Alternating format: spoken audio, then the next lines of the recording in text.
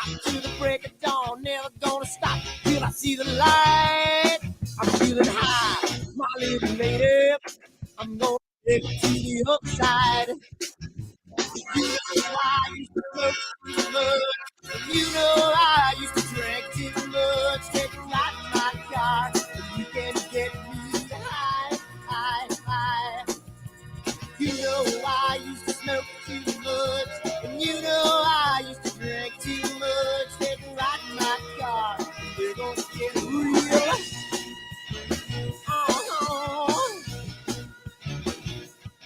I'm feeling good, my little lady. She's gonna take me to the other side. I'm feeling nice, my little lady. She's gonna keep me moving on. I'm gonna run till I drop to the break of dawn. Never gonna stop, she's gonna treat me right. I'm feeling good, my little lady. She's gonna take me to the other side. You know I used to smoke too much. And you know I used to drink too much. Take a ride in my car, and you can get me high, high, high. You know I used to smoke too much. And you know I used to drink too much. Take a ride in my car, and we're gonna get real. Come on, baby. Let's take a ride. I don't know where we're gonna go, but first, let's dance.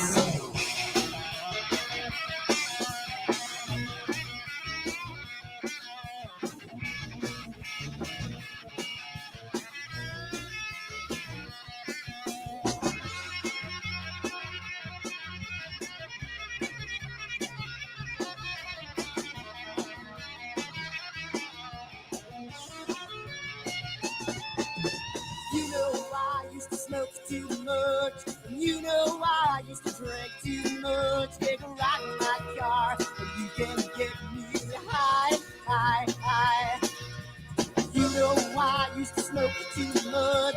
And you know I used to drink too much. Take a ride in my car, and we're gonna get real. Oh.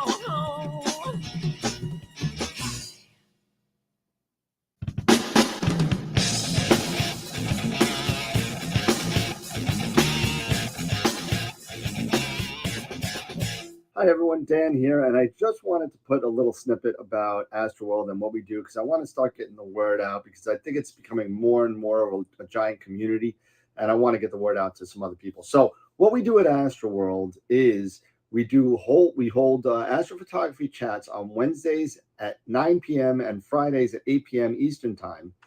And we just talk astrophotography. Wednesday's more of a techie kind of advanced and intermediate, and Fridays is more of a newbie kind of thing.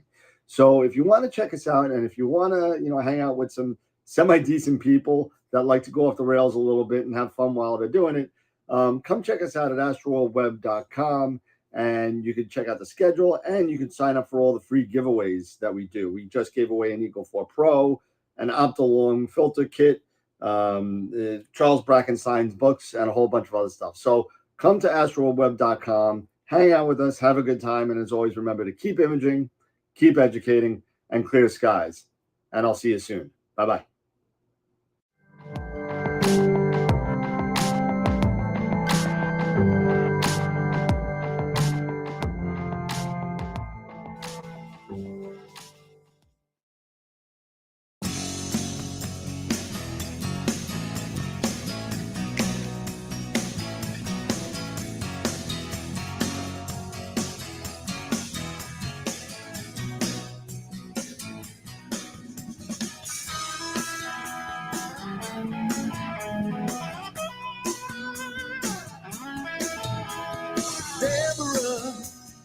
Things are becoming intense. I rip my jeans on your fence, hiding away from your man. Oh, it's a passion. Oh, tell a tale of 1,000 lonely days. Yes, she's a real thing. Yeah, only I can make a change. If you want to be too.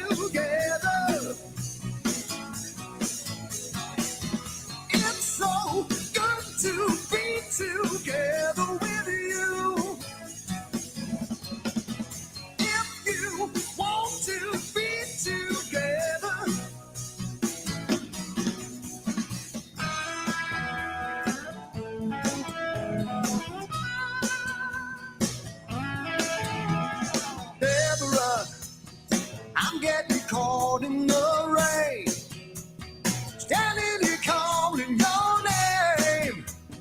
Guess I got no one to blame. Yeah, it's a small town. Yeah, all the people turn and stare. Oh, it's a secret. Hey, let them see me. I don't care if you want to be together. It's so good to be together with you. If you want to be together.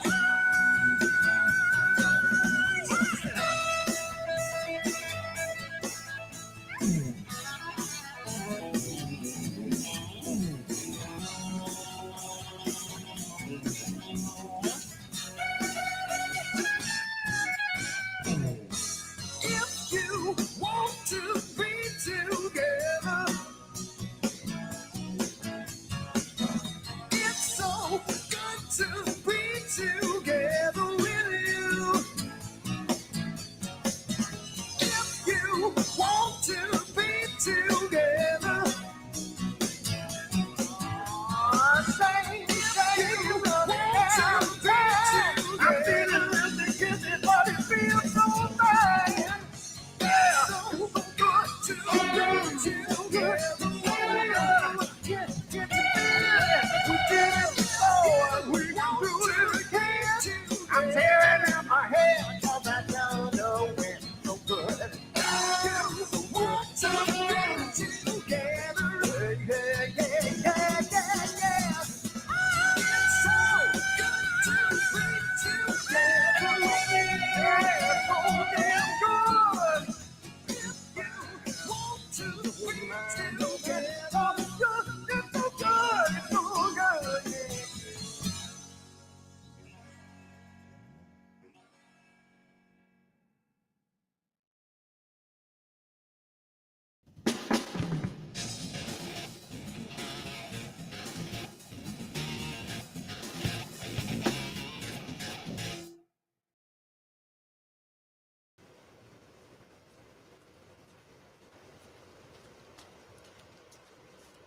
What the hell's wrong with my telescope now?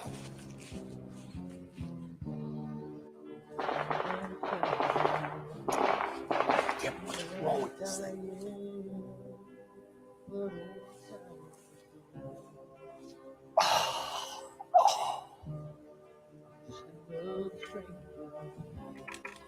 The lost Lone Ranger, can I break this spell?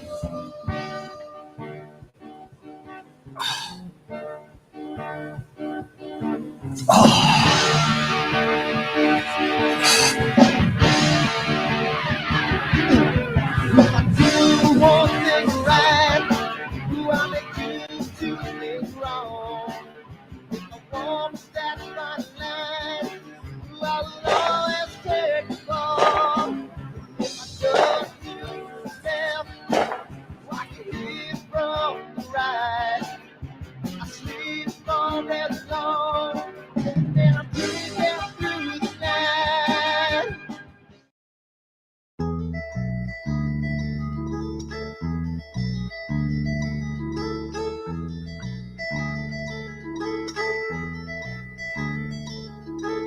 I wonder what it was that made me want you. She couldn't understand what made me hard. She's climbing in and out my open window. I'm laying here alone and cold and drained. Yeah. So take another breath and come up for your oxygen.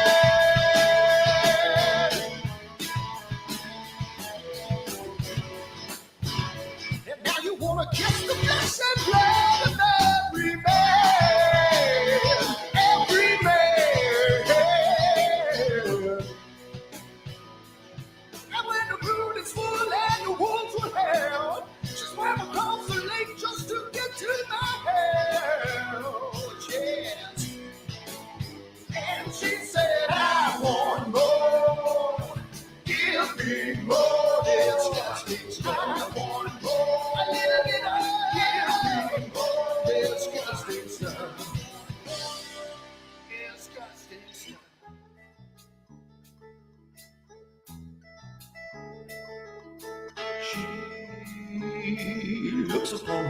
stalk and tangled.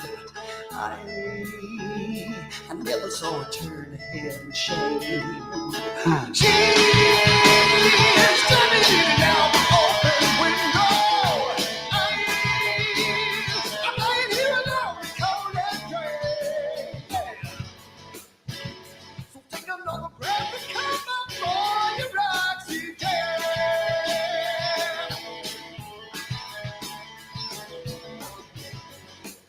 Hey, you know you wanna kiss the flesh and blood of every man, every man. Well, we all took turns and you swallowed the world. I never realized till you sat with us, man. And she said, I want more. Give me more disgusting stuff. A little bit of disgusting stuff. Disgusting stuff. Oh, you're making me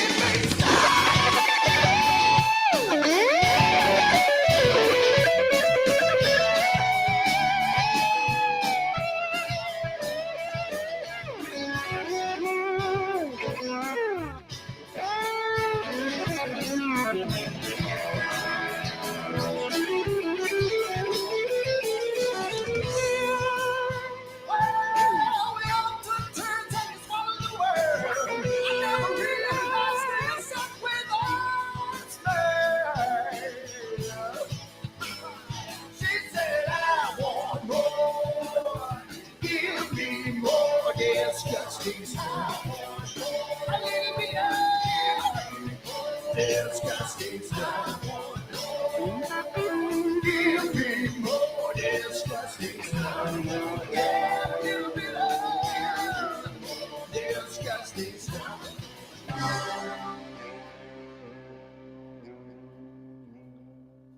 I want more.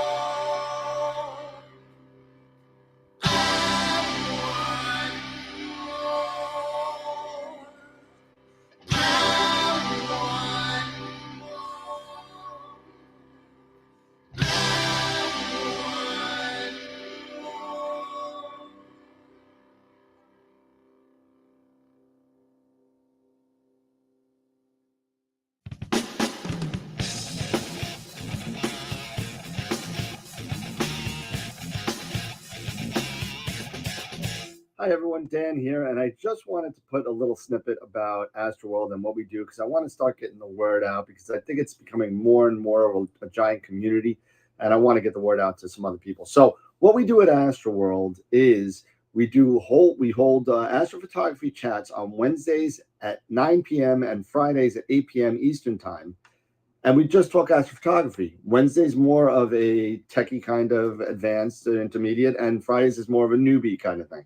So if you want to check us out, and if you want to, hang out with some semi-decent people that like to go off the rails a little bit and have fun while they're doing it, come check us out at astroworldweb.com, and you can check out the schedule, and you can sign up for all the free giveaways that we do. We just gave away an Eagle 4 Pro, an Optilong filter kit, Charles Brackenstein's books, and a whole bunch of other stuff. So come to astroworldweb.com, hang out with us, have a good time, and as always, remember to keep imaging, keep educating, and clear skies. And I'll see you soon. Bye-bye.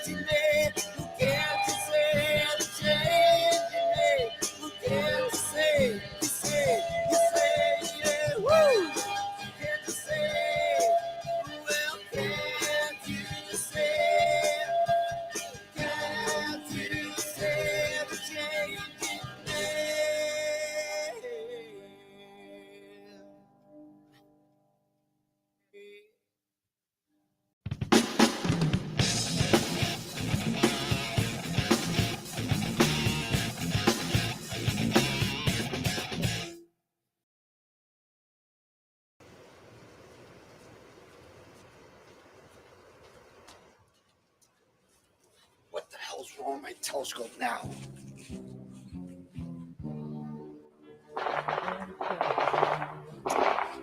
Damn, what's wrong with this thing?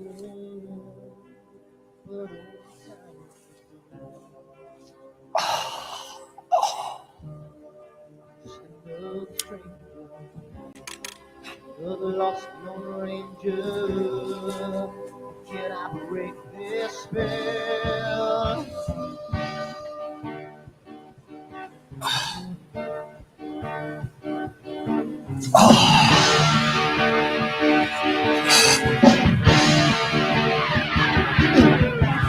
Do one thing right, do I make two things wrong? If I want that fine line, do I always take the fall? If I just do left, watch it hit from the right. I sleep all day long, and I'm dreaming through the night.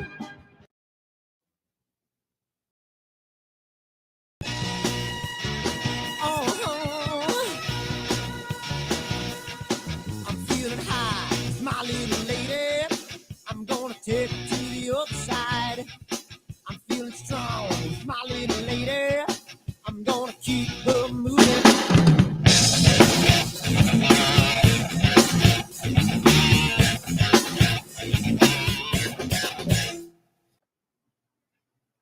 All right, how's it going, everybody? We are live tonight, and it is another Wednesday night, so it's Astroworld TV night. So tonight we got one new face and one, four old faces, I guess. So Wow. we have. Wow, really? Wow, that's Hey, awesome. Thanks, Dan. I could have said what I you- usually say, you batting the semi-decent Bowser right out people, the yeah, but It's gonna be that kind of I'm show. just an old oh face. yeah, it's very laid back, and it's very very just kind of whatever goes, and you never know. But so we got Steve from Entering into Space Hey, guys. tonight, and we all know Sean and Eric and Pete. Um, but tonight we're going to talk with Steve about what he does on his YouTube channel, Entering into Space, and see what he's got coming up in the works. So that's going to be a lot of fun. And if you missed it, go check out the last podcast, number 8. And that was with, both of you, Sean and Steve. So Yeah. really cool conversation. I didn't catch the whole thing yet, but I'll definitely watch the rest of it probably when I wake up tomorrow. So awesome. So let's do the sponsors real quick, because we do have to say thank you to the sponsors, because we're giving away Steve, I don't know if you know, we give out a whole bunch of stuff for free, and we got some sponsors, and Very cool.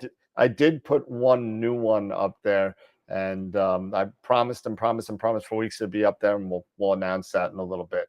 But and let me just didn't change this real quick, but the sponsors. So everybody knows that. For those of you that are new to the show, let me just make this real quick on. Let me make a change here because let's see, Peter, Jesse. Let's do.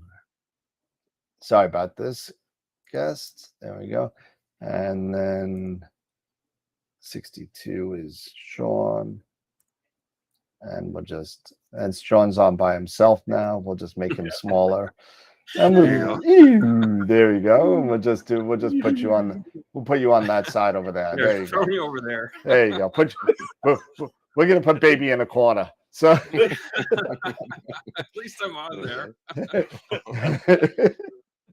all right, so we do give away a lot of stuff, and we couldn't do it without the sponsors that we have. So we got to say thank you to them. So at our main sequence level, we have Woodland Hills Camera and Telescopes, who gives us $50 gift certificate.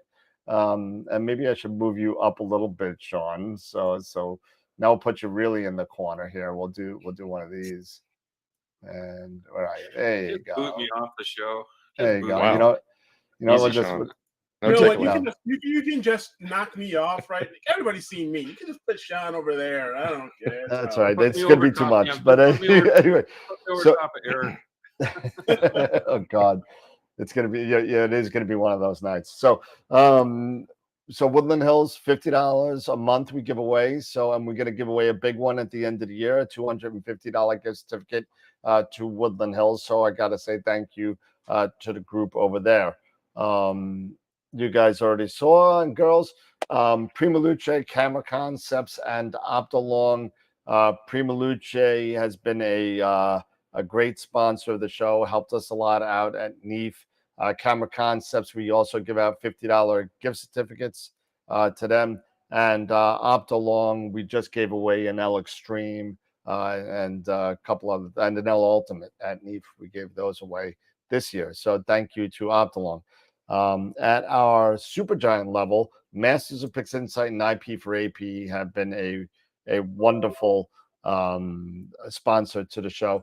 At the Supergiant level, we give away Masters of Pix Insight workshops once a week on Fridays. So and once a month we give away an IP4AP yearly subscription. So thank you to the guys over Masters of Pix Insight and IP4AP for that. We have our member sponsors, and I still didn't put the new Off the Rails member on there. I apologize about that. I believe we have 4 now, believe it or not. I never thought we'd have 1. Sean was the first one. So thank you to Sean since you're here and to Bob. So thank you for them. John Hassan, I think Chris was the one that upgraded again. No, John G did. John G upgraded. So thank you to John.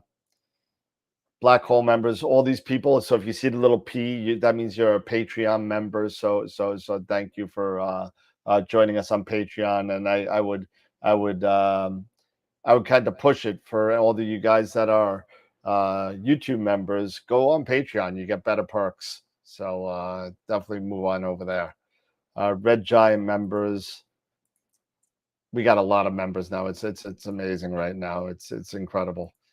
So thank you to everybody. Coming July 29th, and you see it going across the screen right now. We have Helena Cochran coming on from Helena's Astrophotography. That's something that I've been trying to get going for a while, and it's finally happening. Also, and this is news for everybody here, I just booked the who is it? The Dark Dragon guys. Oh, really? Yeah, I just booked them the astronomy, the moving Dark shed Dragon kind of thing. From Yeah, Leaf. Dark Dragon. Yeah. So they texted me today. They really want to be in the show, and they said, "How about the next new moon? We could give you a run through of everything, weather permitting." I said, "Yeah, that's great. Next new moon, I'll be in Nebraska Star Party." So. Not going to happen for that one, but we're gonna get him. It's good. He wanted to be on this Friday, but I was like, nah, we can't set it up that soon. But and if you're so inclined, and if you're new to the show, feel free to join us on all the other social media platforms, Twitter, Twitch. We have a great Discord channel with a lot lot of people on there that help out. If you really good source of information, and plus Instagram and I think I said YouTube, but thank you so much for listening to me rant for a little bit. Yeah, you go ahead and rant. Now it's my turn. Oh, you get the rant now. There you go. I'm about to get on some people. They know who they are. I mean, let me tell y'all something. Love y'all. Appreciate it. But you know what? If you like what we're doing, we've got Sean, we've got Steve, you got me, you got Dan, you got Pete. If you like what we're doing and and you like what the content we're bringing to you, do us a huge favor. I ask of this to you guys all the time. Give us a like. Give us a thumbs up if you're on YouTube. If you're on Facebook, share, down there in the left, share to public. Sharing is caring, and we really appreciate that. We give away all this cool free stuff, and all we ask of you guys is just a simple thumbs up or a like, and we would really appreciate that. It really helps us out, the algorithm and all of that other fun stuff, for everybody who's interested in astrophotography. We really appreciate that. So so far I saw 13 out of 25. 18. I want to see 18. Oh, now it's 18. Come 18. on now. Y'all got to come on now. Bring it up. There's 7 slackers out there. And And guess what? I bet you're probably one. You're probably one. It's everybody who's on the show didn't hit the. No, because I hit the thumbs down. So There you see, go. there you go. See, there it is. It's always Sean. So it's all good. always me. It's all good. Well, before we get to brass tacks, I did what I promised. If you go to the website astroweb.com, and if you're new to the show, you could go there and get all the giveaways and sign up for the giveaways. But the $50 gift certificate to Astroworld telescopes is on there. So the retail store is up there. We're going to be giving away a $50 gift certificate once a month to some lucky winner. So make sure that you go sign up for that giveaway, because if you sign up for one, doesn't mean you sign up for all, but make sure you sign up for each individual one. And that's it.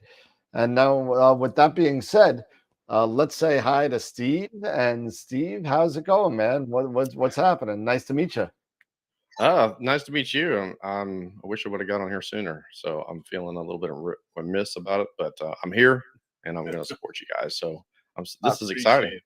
Yeah. No, I appreciate it. Yeah, absolutely. Yeah. All of us know your channel. We've watched your videos. I believe we're all subscribers here. And if you haven't subscribed to him, it's Entering Into Space. Go subscribe to his channel. He better have 28 new subscribers today in the next hour. So, wow. I never heard of him before myself. I'm not even a subscriber. I don't think. I think I unsubscribed actually. Man, is this like Hollywood Squares? I get to look down at you and exactly. Yeah. I'm gonna look up at Hi, Eric Pete. right now. We're gonna. You know what? Sean's misbehaving. Go ahead, put him back on the side. Yeah, go ahead. Where's the corner? Yeah. Steve. I mean, seriously, for anybody who hasn't heard of you or seen you on YouTube, why don't you give us a little bit of a intro of entering into space and yourself, and and your ventures into the hobby? Yeah. Honestly, YouTube came about because obviously it's an amazing resource. I would not be where I'm at without it. And then I did watch the movie Pay It Forward, with Haley Joel Osment and all that stuff. Yep. And I really got something from that. No, YouTube started with me out of sheer frustration because I am a visual learner and visual audio. I need to see those videos, and I was using it for other resources. And when I got into this hobby, quickly I realized, man, there is a lot to learn. And then once I started to feel confident in what I was doing, whether it be image capturing or processing, I thought, I can do this. And that's kind of what I've tell people. I've interviewed, they say, well, you bring something that I don't have. And I go, we're all in this together. And I may say it a certain way that somebody just doesn't resonate with, but then I can say it and capture a whole nother group of people. So I really feel like all of us doing this, benefits everybody out there, because, we're not all going to connect with every person out there, but That's why we all have our groups. So that was kind of it. I was on YouTube going, just slow down. Would you stop talking? Get to the point, and I thought, well, I can do this. And that's kind of how it started out. Started out with a processing video, and then I got a couple followers, and then it just snowballed from there. Uh, and you get into buying lights and cameras and worrying about Oh yeah. what you're saying and what you look like. And, I asked Glenn from AstroGear, I said, do you worry about what you look like? He goes, bloody hell. You see my last video? He's like, I was wearing painter's pants. And so, it's funny too, the comments I get, people are like, do you own a string trimmer? Do you own a mower? I'm like, bro, this is renter's grass. Yeah.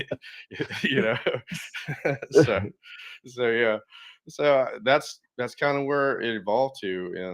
And man, I tell you, the comments that I get, especially like when people tell me, I just watched a processing video and now I want to go back and redo everything. Like, that is badass. I hope I can say badass because I'm just going to say it. Oh, yeah. It's really cool. There's no beep or delay. It's okay. I'll have to submit a rating change for this one, but I mean,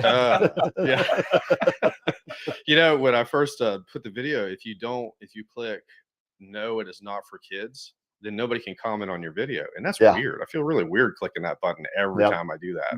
But, like, a kid could watch this, but you just can't comment when you do that. So you got to learn that the hard way. But yeah, that's really and what how it long is. How long have you been doing? Actually, I got a Meade LX50 in 98, and I knew nothing about focal ratio. I knew nothing about focal length. What are those things, like 2,000 millimeters at f10? Yep. I got gifted some money. I was into the hobby. I bought that thing and a camera, and I would take pictures and then take them to Eckerd Drugs and wait a week to realize I just got garbage. But I got like 1 star and I was hooked, Yep. And I did a lot of observing. And then about November of 17, I thought, you know what, I want to buy another telescope. And I bought a Celestron LX50 with the CG4 mount.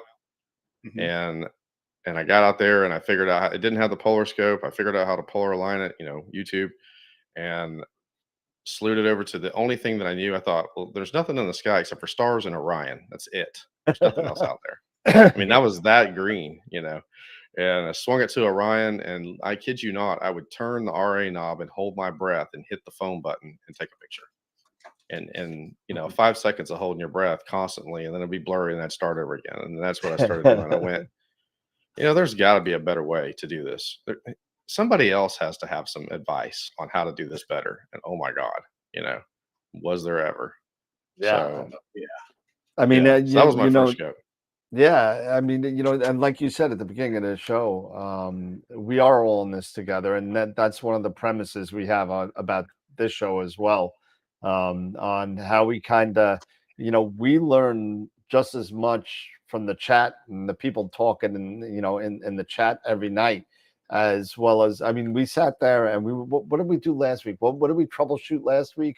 We were troubleshooting somebody's guiding or something. We were just I know we were talking about guiding. We were also figuring out things on PixInsight as far as where within the image. So the readout mode. Somebody had a problem with the readout mode. Like and they're like, we couldn't get the global options were messed up, so he had to click on whatever it was. But it's like he couldn't get the readout numbers of the of all the pixels. Yeah. So just walked through that. It took us about 10 minutes to do it, and he said, "Okay, good. Now he knows how to do it." So but I totally agree with you. I think all of us have taken the red pill, like in the Matrix. We all took the red pill. Yeah, we've all gone down the rabbit hole. I forgot what the difference between the red and the blue was. I don't even know. The red is when the red is when you go down the rabbit hole. I've taken so many pills. I mean, the color doesn't matter anymore. I took the whole bottle. So. Yeah. That explains a lot. Really, these taste like Flintstones. They're not chewables. And I don't know about you guys, but I swear, and it's so ridiculous when I think about it now, but everything that I've bought, I went, this is it. I don't need to buy anything else. I am totally set. I got out of this hobby cheap, man. And Mm. then I'm like, oh, but yeah, I need this one more thing. Oh And then yeah. I need this one more thing. The spending Yeah. never ends. Nope. Trust me. There's It always never one more does. thing. I mean, My wife gives me a $50 budget. A $50 budget. So you get like cable $50 ties. Yeah. Your cable Honey. management must be amazing. She says, "All right, you can only spend $50 on this or $50 on that." Or Yeah, actually, I here's- tell her that's how much I spend. I just tell her I spend $50 on that. Yeah. here's my $50 budget. Yeah, you're like, really, Oh, honey, wow. look, Oh, look, wow. how much was that? $50. That was it. Really, I got it on sale. really. Hey, honey, look what I got. He's like, how much was that? $50. This was $75. I'm telling you right now. This is $75. $75. Yeah. Shipping. Yeah. Yeah, exactly. Yeah. Well, Done. I tell you, I am very fortunate because, I have a very supportive girlfriend who tells me shop, spend, and it's not good. And the other day I came out of the room and she goes, hey, it's Father's Day. And I went, yeah. And she goes, you need a new mount. And I went, I have an EQR6 and an Atlas 5 sitting there doing nothing. So now I have a CEM70. There you go. That's what happens. That's all right. There you go. You know. Yeah. See, I did the same thing. I sat there and I bought a new mount. Give you Robin's number so your girlfriend can call her. Yeah. And they can start having a chat. So you could raise that limit a little bit, She's on Astro OnlyFans, Astro There it is. Yeah, I'll give out her number later. Yeah, she's been very supportive. She's like, you only live once, YOLO, and all that good stuff, and spend it and buy it and get it because it's something you're passionate about. And and I've had that conversation like with Sean and some of the other guys that I've interviewed on my podcast. It's like, how do you get back those early days of the holy crap feeling of wow, I just got this? Or if you've done star hopping like I had to do and you finally found a galaxy and it's in the upper left hand corner where you guys put Sean a minute ago, but you didn't care because you were going to fire away at that thing anyway. Those days of just pure mosquito bitten excitement. Like, how do you get that back? And really, like Sean was saying, it's new gear, maybe some new processing techniques, but it's new gear and seeing what new gear can do and technology can do to data that you've shot 100 times. But I'm going through that now with the ASI 2600 I just got. Yep. Blown away. Absolutely blown away. Oh, that's a great camera. I actually and who is it? Bob. Bob, you know who you are, Bob. Your 2600. I still have it since last Cherry Springs. Now Cherry Springs is coming up again. So Bob, if you're listening, you're a member, you're on the show. I haven't seen you in a while, but if you're looking for your 2600, it's in my closet over here. Oh boy. So, Who was missing one of those? well, what happened was that there was a fire at the telescope store that I used to work at, Camera Concepts. And his camera was in the back of the store. Nothing happened to the camera. It was fine.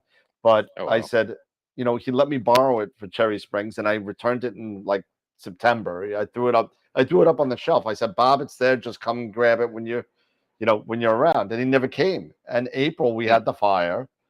And so his camera was back there. So I said, you know what? I texted him. I said, Bob, I'm taking your camera home with me so it doesn't get lost. Whenever you want it, I know where you live. He lives 10 minutes away from me. It's not like a threat.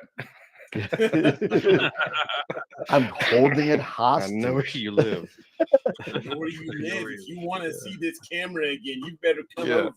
Yeah, so now it's going on my ASCAR FRA 400 until he gets it back. So I may end up buying it I may just send him a check. Send him a coupon.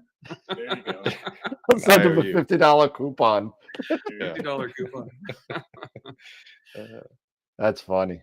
Yeah. So if you're using the ASI Air, which cameras you're one shot or are you mono?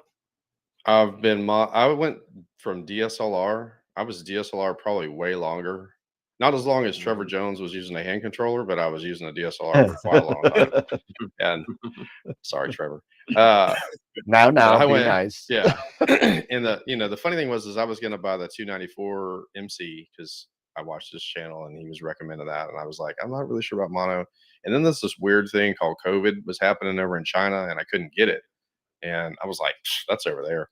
And but High Point Scientific, the people that I make an annual subscription to, they had the 1600 bundle. So I went straight from a DSLR to the 1600 bundle with the ZWO filters, with the lovely deal. ZWO filters. Yes. Yeah. And Yes. but I got some great images and I loved it. And yeah, nothing wrong with that camera other than bright stars. But yeah.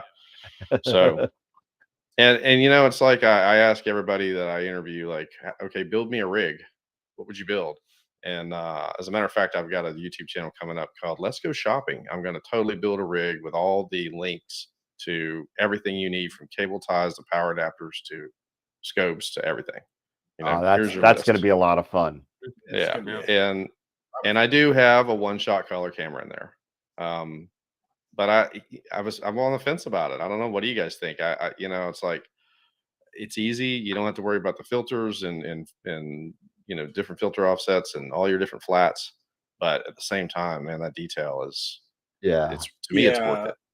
Yeah, I mean, nowadays when you mention filters, it's not like how it used to be with just strictly monochrome, and you get a monochrome and you get your 7 or 8 filters or what have you. Now with one shot, you've got narrow band, one shot, dual, triple, tri, quad, you name it, kind of filters. It's they're getting into it and all. And I started out with one shot now, and I've moved over to mono, and I love it. I absolutely love mono. I mean, just since it's hello, mono, baby. I love it. Here, kiss me, give me some mono. But Sean's ready. He's just, I think, oh my God, Eric. but no, monochrome has been awesome. I mean, the sensitivity, and it's filters, big deal. I mean, I can knock it out just as fast as I could with one shot. That's what I realized. It's not as bad as you think. Nah, well, that's go ahead, Sean. I think I was just going to say I kind of had the opposite. I don't think that the results that everyone's getting with the one-shot color and these new dual bands and tri bands and that are all that great, really. I think if you're you're going to get into the hobby and you're going to start imaging, I would just jump right in with monochrome and just learn it. I don't want to say I made the mistake, but I extended my learning curve quite a bit by sticking with one-shot color for too long before I made the switch to monochrome. Once you make the switch to mono, there's no going back. It's a totally different way of imaging, and the results you get are so much more better, I feel anyways, versus the one-shot color. And taking one-shot color data and manipulating it into a Hubble palette and whatnot, that's great and everything, but you're still not going to get the same result that you would if you actually shot it properly using monochrome and the individual filters that are required for something like that. So what about galaxies though? Do you think that galaxies benefit from galaxies could color? Be you could argue that one-shot color okay for galaxies, but there again, you can really add in the H alpha component to the galaxy with the monochrome versus not. You could do it with the one-shot color if you used an L extreme or something like that, but and just extracted the red channel. But realistically, if you're going to put the effort in, if you're going to spend the money, just do it right from the start and get into monochrome. I think anyways. I wish I had done it sooner. I didn't. I actually played with monochrome a little bit in between my DSLR days and my first one-shot color CCD camera, but I sort of wish that I just jumped right into monochrome earlier and just approached it from that perspective. So I don't know. That's my take on it anyways. No, I'm like you, Sean. I mean, I started out, I still have a one shot, and I started out for years. I've been doing this now for maybe 6 years, and I've just really got started with monochrome in the past year. Oh, you wow. know? So yeah, I mean, if you look at if you go to my AstroBin page, the majority of it is all one shot color data, and using like the L Pro or the L Extreme or the NVZ or something like that, or some sort of, filter that's dedicated for one shot. But no, now that I have the monochrome camera, I mean, I even got at one point, I remember maybe it was a year or two ago, I bought the 1600 with the whole filter wheel and the whole thing. And I just one of those moments where, and I sold it because I just couldn't get it at the time. I was getting frustrated, and maybe it was just one of those things. So I ended up selling it. And what did I end up doing? 2 years later, I buy it again. Yeah. And just one thing that you might want to think about, and I don't think there's I personally I like monochrome better. I got my 268M. I had a STF8300M. So I mean, I had some decent mono cameras, but you got to take into account also, I think, your skies and what you could get away with, as far as if you're thinking about doing a one-shot color camera, because to be in all fairness, I mean, I'm not an awesome master. I'm okay, but I wouldn't even think about taking a one-shot color being in the suburb of New York. I just wouldn't think about it because you're Bortle 8.5, 9, 10, whatever we're at these days, and you're limited by what your skies and your imaging conditions are. So I think we should take that into account. Now, if you have a one night and you're in Bryce Canyon and you're in one night and you're at a Bortle 1 sky, well, if you want to maximize a number of targets, if you're going out there for one target, go mono. If you want to go out there and go 3 targets in Bryce Canyon, because I got to go home the next day, you might want to do a one-shot color because you got the skies and you only have one night. So you want to kind of think about that as well. Yeah, in the mono camera, I found real quick, an hour of mono was 10 hours of one shot color. I mean, it just really was, because your quantum efficiency is so much higher. You're collecting so much more signal. And I'm in a Bortle 6, 7, so I'm in that, those brighter skies that really didn't do well. I fought a ton of green. I never really could, even with the old Russell Croman, what was it, gradient exterminator in Photoshop. It did okay, but you were still clipping just a little bit. Some of those sins, you had some of those astro processing sins to try to mitigate some of that stuff. And then once you go mono, and to be honest with you, I actually filter stack. I don't know if any of you guys do that, but I use an L Pro in front threaded to my reducer. So I've got Antilia 3nm filters, and then on the front I've got an L Pro. And from like when I'm shooting luminance, it really helps with the contrast with that mono camera. I can tell you this: don't thread it on the front of a little tiny like TPO 180, because you're going to think you just photographed an alien. I did that for about 10 minutes until I realized that doesn't work. That's an interesting way to do it, because you don't hear that a lot, where people, at least from the way I was taught, the cardinal rule was don't stack your filters. Don't do it. It works great. Hey, that's all I can say. Yeah, it helps. And that just goes to prove, hey, listen, people have different ways of doing things, and you may just have one way that works, for you, and it might not work for somebody else. So you got to figure out what works for you and go with that. So. Yeah, and I've actually, I've had the 1600, I've had the 294 mm 533. I still have that, and then now the 2600. And I really find that they all have different characteristics. Of course, the 294 mm had obviously the gigantic starburst amp glow. So now you had to learn how to shoot flats, dark flats, which, talking to Eric about how to help that out, because I switched to the ASI Air. But the 533 does not like Russell Croman's noise exterminator at all, especially in a linear state. it looks blotchy. So you've really got to push that limit down to like, I push it down to 40%. I run a real light pass of linear noise reduction with any 533 data. 2600 loves it full on. That sounded weird, Yeah. but it does. But I've noticed differences in those cameras that I really can't explain. And the other thing that I find weird too with mono is I love it, but if I want to shoot like an LRGB image and I don't put a lot of time in it, it looks awful. You guys notice that like if you're just shooting just LRGB or RGB images, especially like nebulas, you just don't seem to get the same signal or the same kind of image. And obviously you add HA to it and everything works out, but Right. I really haven't seen a lot of success in that. I don't know if you guys have seen that or not. It could just be my skies. I mean, I have the 268, which is the 2600 pretty much. Okay. And I'm in Bortle 8, and I could do 4 or 5 hours on an LRGB, and I'll be okay. Okay. I mean, I usually don't look at anything before I hit 10. So, but I've taken some good images LRGB with an hour each filter.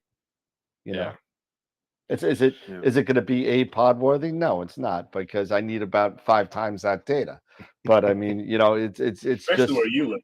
Yeah, I mean, but in all fairness, I mean, when you're shooting mono and you're forgetting the luminance filter, when you're doing the RGB filters, you're getting some inherent protection by shooting only in one wavelength. So it's not as bad as what you would think shooting in a Bortle 8 sky in mono.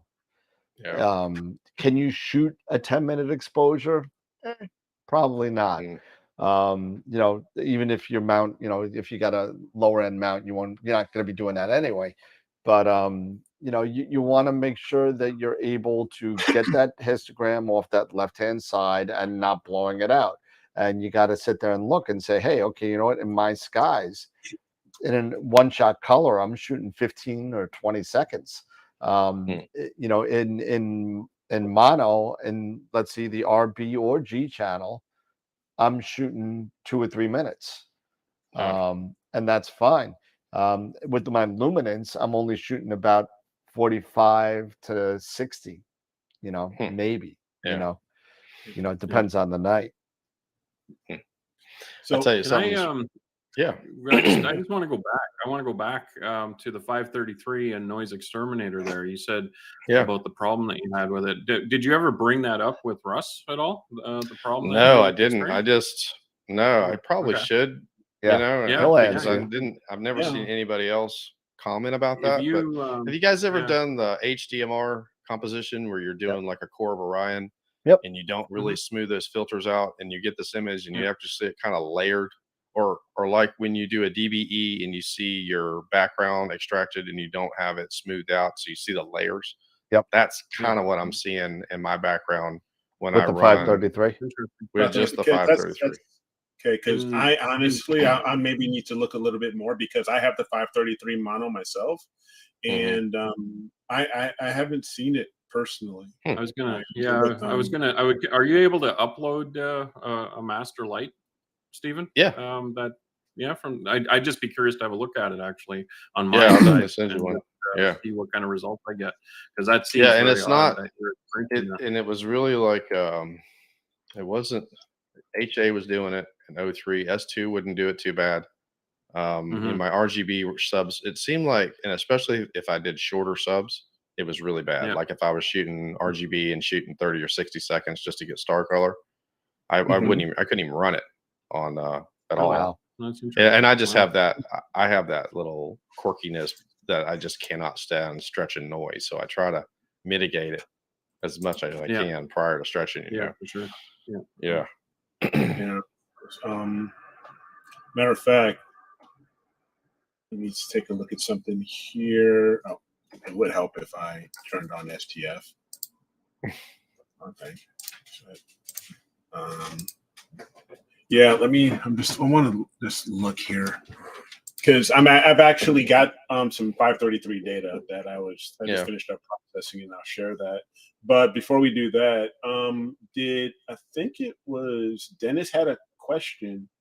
So what would an affordable set of monofilters consist of? I Well, think he was talking about cost. Oh no, yeah, as far as yeah, an affordable set of monofilters consist of.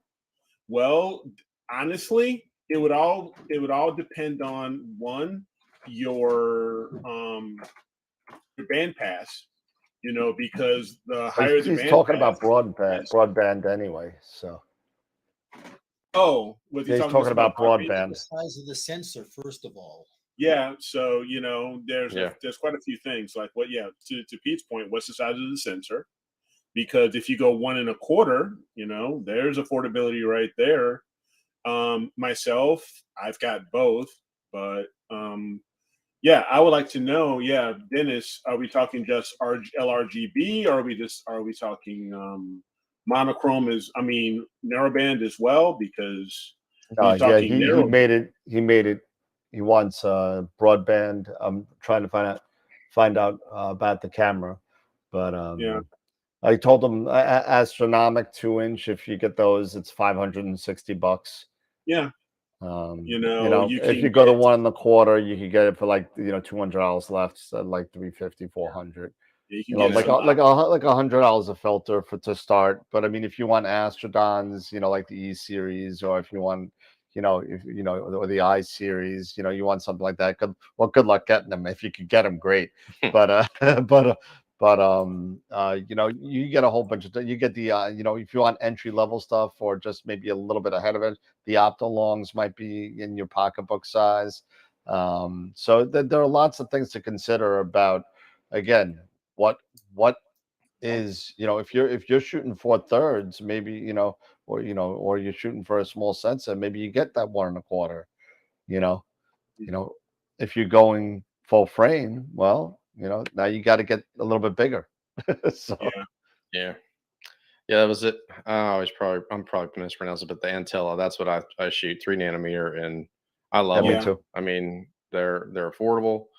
You're getting that really tight band pass. The oxygen still will show a little bit more light pollution gradient than the sulfur or the HA, but I mean, they've been a great filter. For that's sure. The same with mine. Yeah. And it's weird too, because ZWO, that's always been my real crux with this hobby. Is I get real frustrated with people who put stuff out, they call it affordable, and they put it at this ridiculously low price, and they're doing that because they're mass producing it, and they found some really way to just bang these things out, right?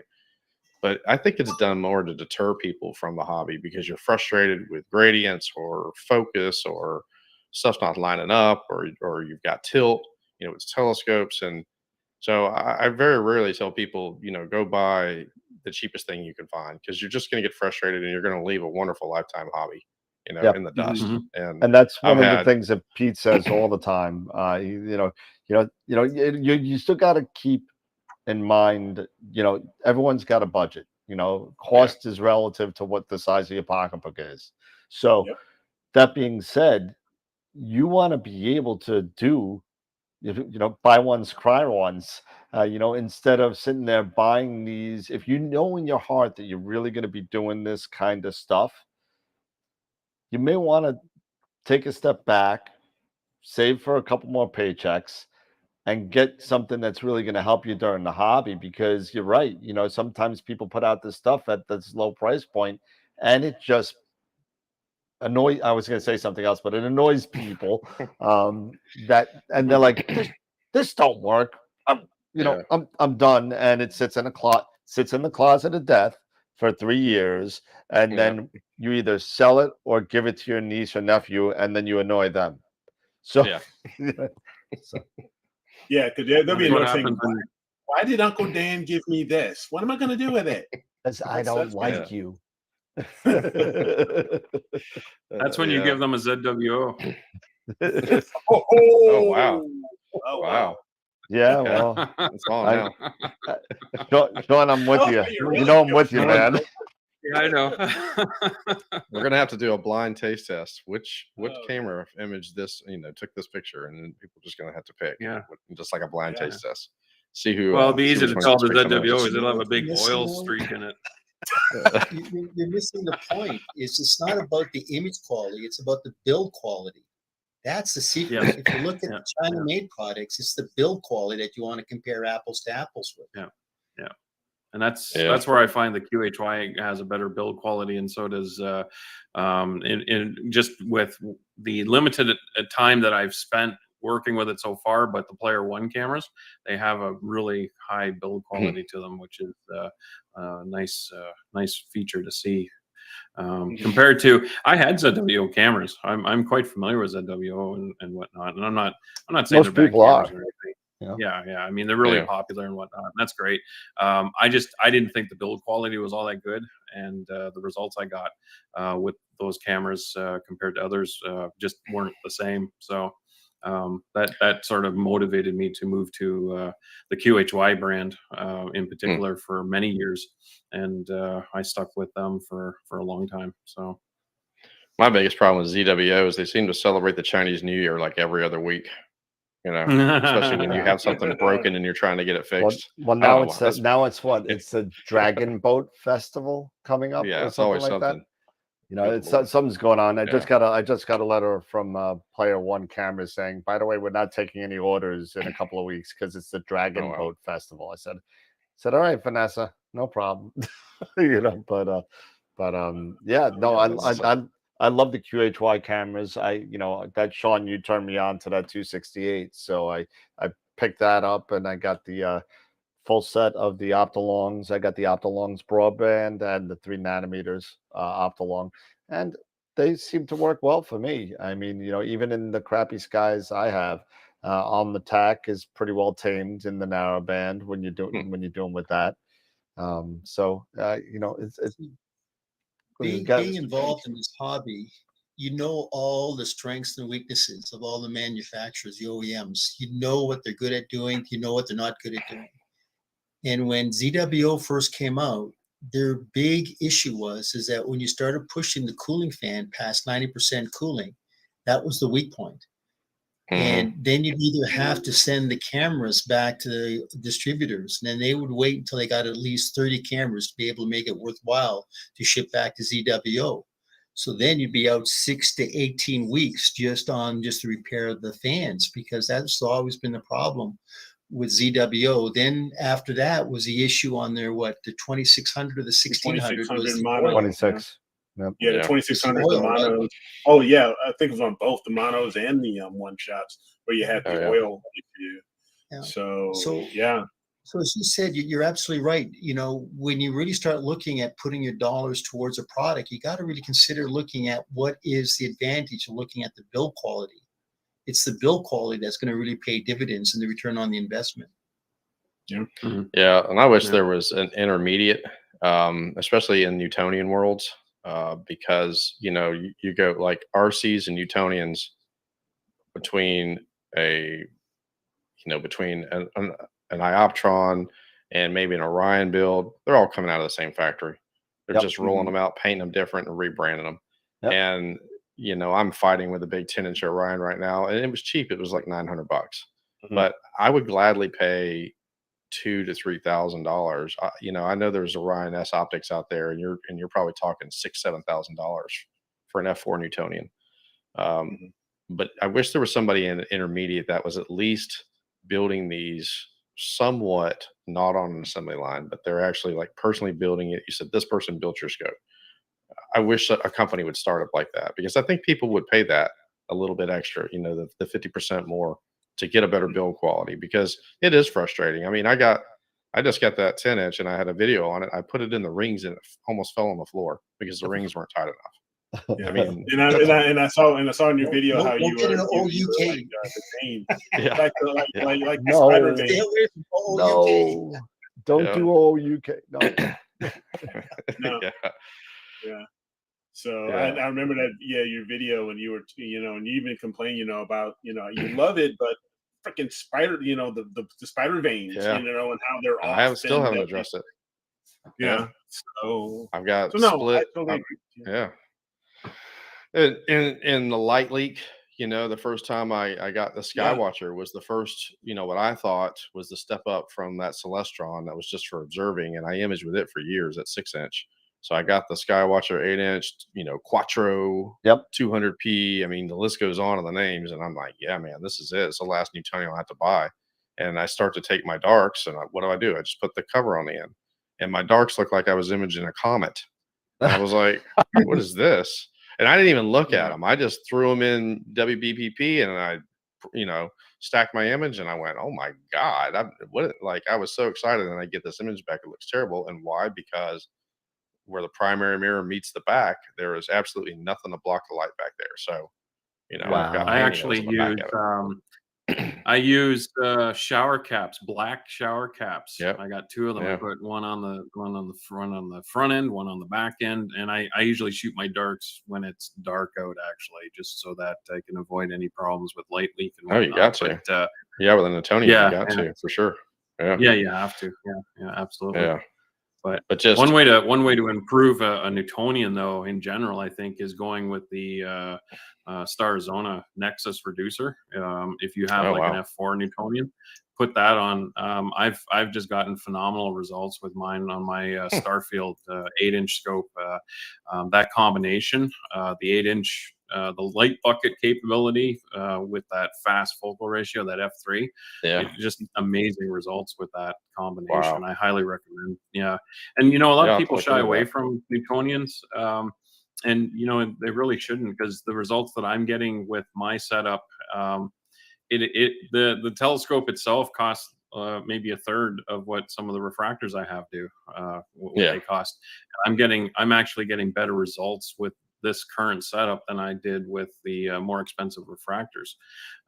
So, if you're not afraid of taking on collimation once in a while, which isn't really that hard to do once you understand it, it's pretty quick. And we've got, you got tools now that you can use, like the Opal and stuff like that, which make it a breeze. We talked about that last week.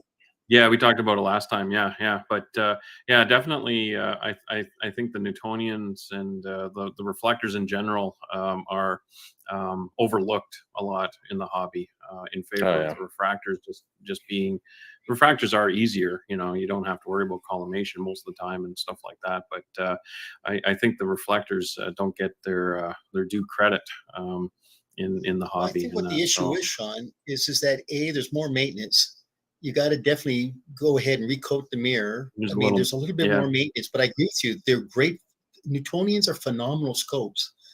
I wouldn't recommend them for a beginner, but after you've done something where you kind of learn, like with the refractor, maybe you get into a Newtonian after you've got a couple of years under your belt. By all means, I agree with you 100%. They're great imaging scopes. And if you remember right, the only coma corrector that you could get prior to the Starzona was the Bader. Remember the MPCC? Yep. That was the I still got one, actually. Yeah. I still have one. So you're right. That goes back to when I had mine over. Starzona coma corrector is phenomenal. Yeah, it is. I'll tell you something else that's made Newtonians more attractive is the advancement in AI star removal.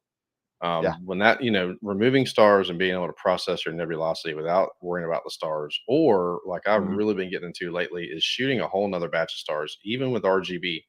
I will shoot 4-minute subs on RGB, and then I will go back and shoot a bunch of 30-second subs just for stars and put those stars in, because I like really small stars. But once that AI upgrade, got to the point with star removal and could get the spikes out, and you weren't fighting that really made me more attracted to Newtonians, because that was one thing, I was like pulling the stars out, processing and putting them back in. And then with the Newtonians and the old like StarNet, it was atrocious trying to get some of those star spikes out. But now that it can, it just, to me, it's almost like having a refract, because I used to love going back to my 80 millimeter because I didn't have to worry about the star spikes. Right. But now you don't really have to worry about it. Yeah, because that's one of the things that it's like a love-hate thing. It just depends on your preference when it comes to, like, say, the stars and the diffraction spikes. Some people, like really they really like them. They're really nice, and other people, and I'm in a mixed bag. It just depends on probably what target I'm shooting at. that I can say, okay, the spike would look really cool here, but then for the most part, I'm like you, rip out the stars or use my refractor or what have you. That's one reason why I even like my Schmidt, is because I don't have to worry about things like that. And even with this, besides just collimation, it's awesome. I mean, I call it the Swiss Army knife of telescopes. I mean, I can do almost any focal ratio with this thing, but I can do f2. If I bought the Night Owl, I can go f4, or I can go f7 or f10 or higher. It doesn't matter. So that's one thing I like about the Schmidt. But also, to your point, having that speed, and even to Sean, having that speed versus, because I've got a Rasa right behind it of f3, and having that focal ratio of those newts and those astrograph newts, they're awesome. I really think they're really, really cool. But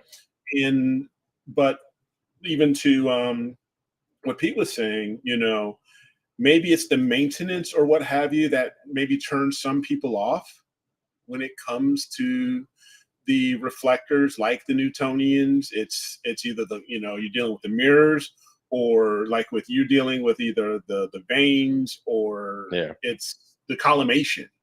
I think it's simpler than that. I really do. I think it's a lot simpler than that.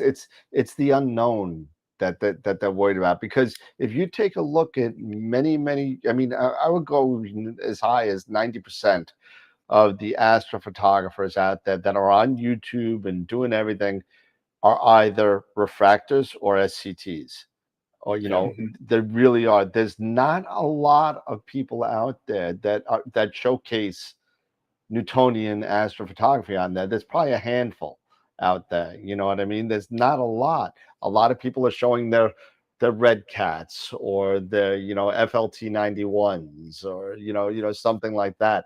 And that's what a lot of people are showing. And I think when people don't, that they see a different type of telescope, they're like, well, I don't know much about that. I don't think I'm going to do it. I see everybody else using this, so I'm going to get this. And I even though we shouldn't be, a lot of astrophotographers out there are impulse buyers, and that's true. What? I said, no, you're telling fibs now. Nobody just buys something randomly like that. Want that, and I want it now.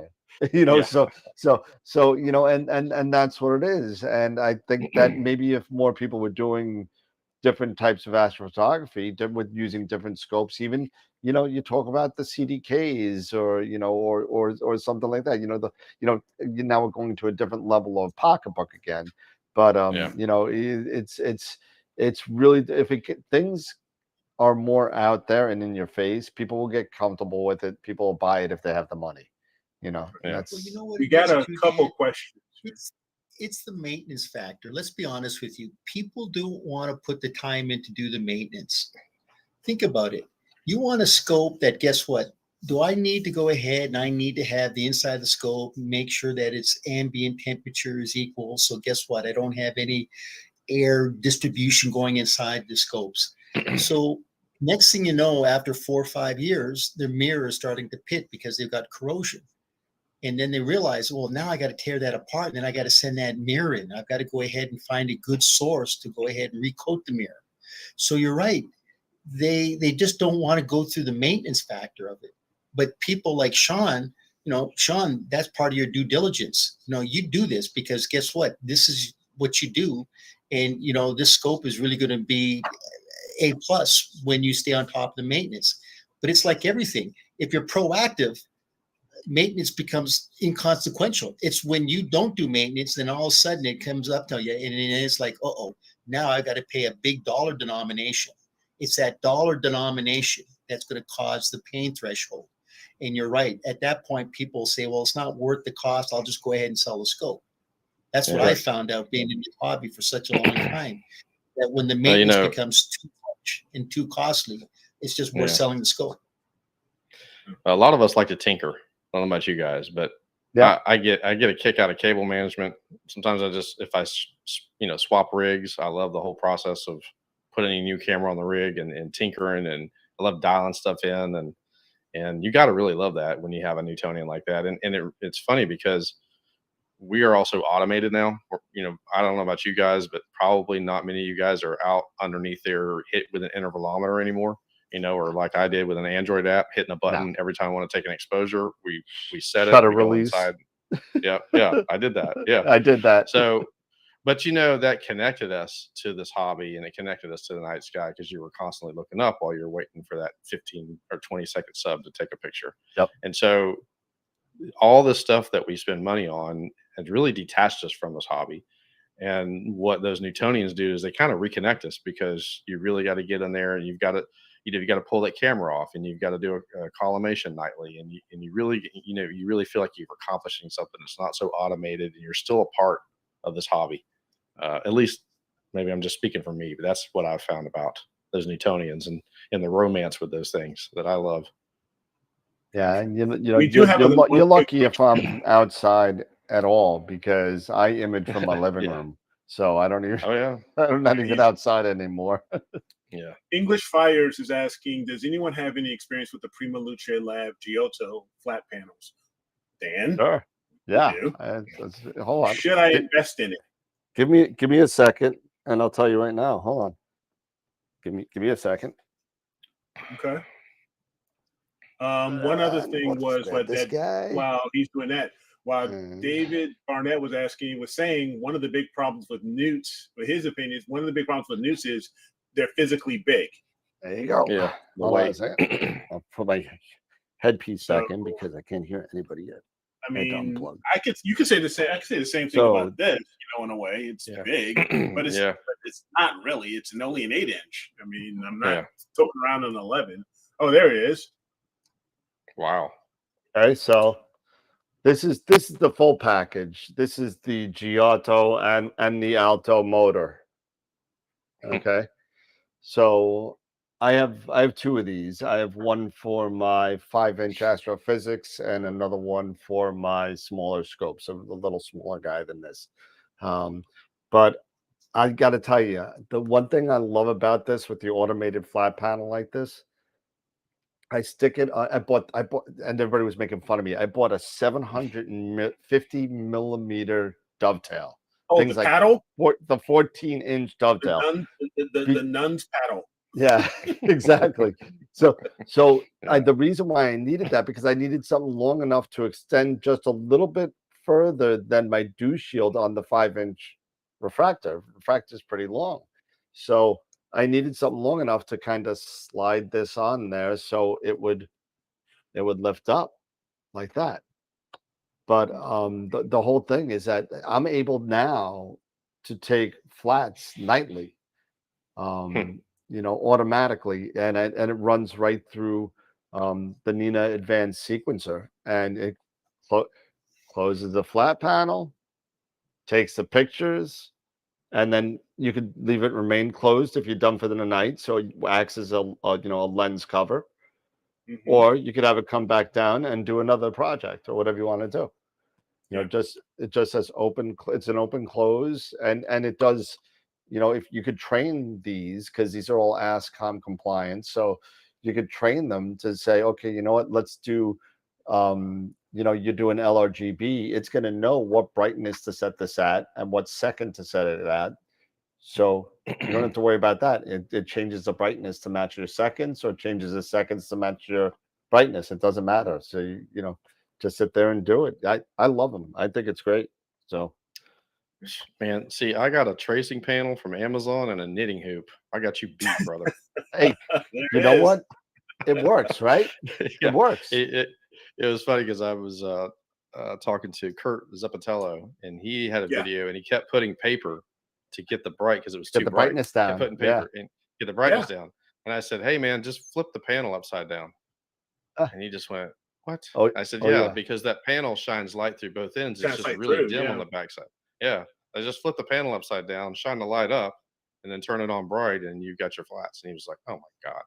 You know, I've been Think shoving outside construction the paper in box. this thing. Outside the box. Literally outside the box. But yeah, that's one of these days I'll have a flat panel. It's my next expenditure, I guess. I don't know. What are your opinions on, speaking with, you know, we're talking about newts and these reflectors. One that I've always been interested in were the truss tube type.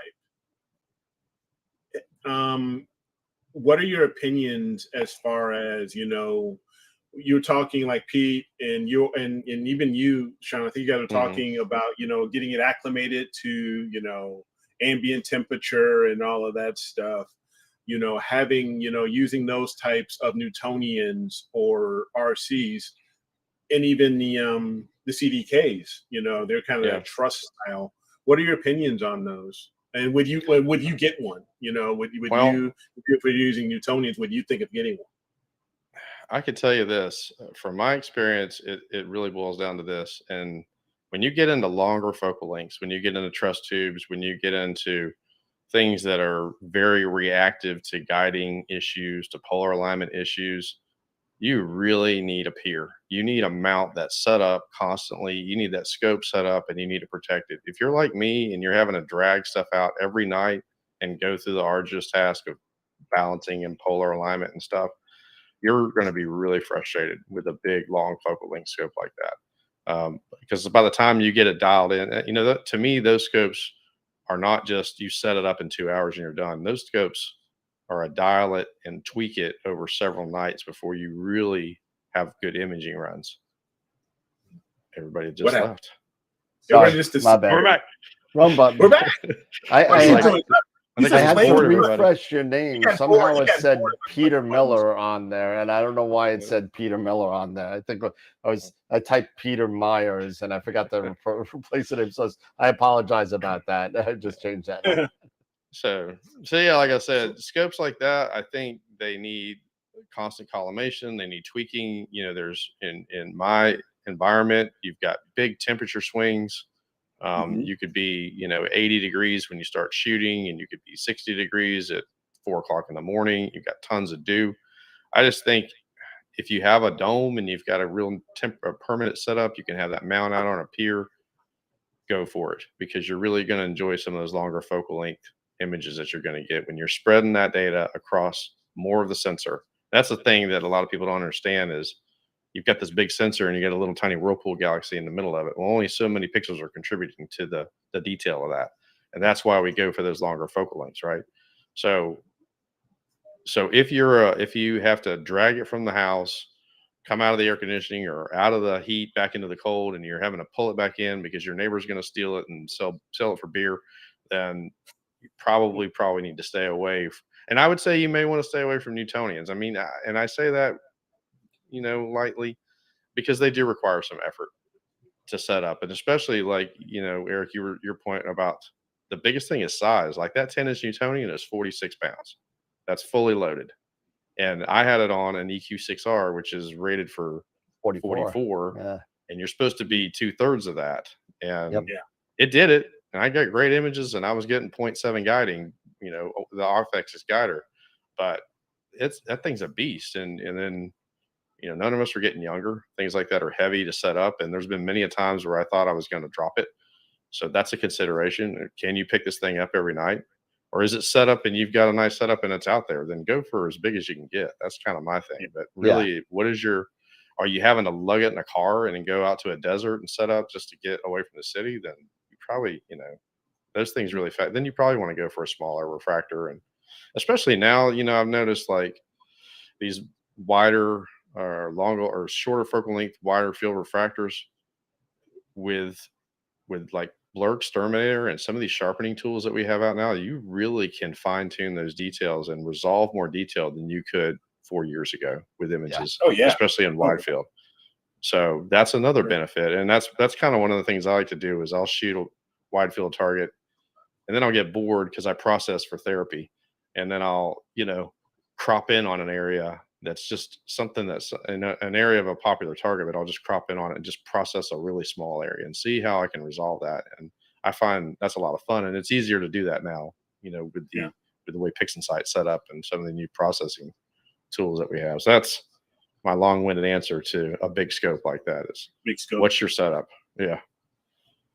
See, yeah, that's one thing. Like for me, having that, the aperture fever, I went this route because one, it's easy it's easy to set up. It's relatively light. I mean, it's less than 20 pounds, just the OTA. The whole thing is probably just maybe a hair under 30, and I can do, a lot more with it as far as versatility. And if I want to get that reach, I like pairing it with the 530 with the 533, because when you have that that 1-inch crop sensor along with this focal length, you are really getting getting that magnification.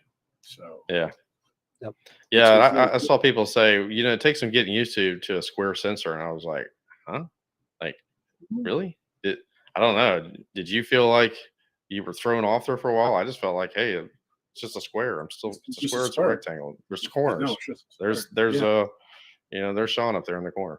I don't know. I always liked. I always liked the rectangular sensor. I never went for the square. I talk about it on the show all the time with Eric, because Eric's a fan of the 533, and I was like, yeah, but it's square. It's not right. There's just something fundamentally wrong with that. It should not be square. It should be like your phone, like this. No, it's not like a box. But so bottom line is you could crop the top, crop the bottom. You got a rectangle. But I mean, but I mean, it's just it's a personal preference. That's really what it's all about. You like it or you don't. I'm not a fan, and I will probably never get a square sensor. But that's on me. That's what I like, and that's there's certain things that I won't buy. I won't buy certain things, and that's just me. Well, here, this is because see, this is what you were mentioning with the 533 and your experience. I'll just share this real quick. So we minimize this. Now, you were saying was it blur exterminator or was it noise exterminator? No, not blur exterminator, noise exterminator. Yep.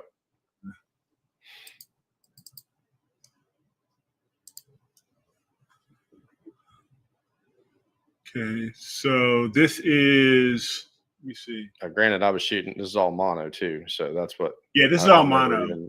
Okay. So this is without noise exterminator. Okay, there's with. You can see the noise. And there's without. And yeah, you see kind of that pixelation and. Oh yeah, you talking right here?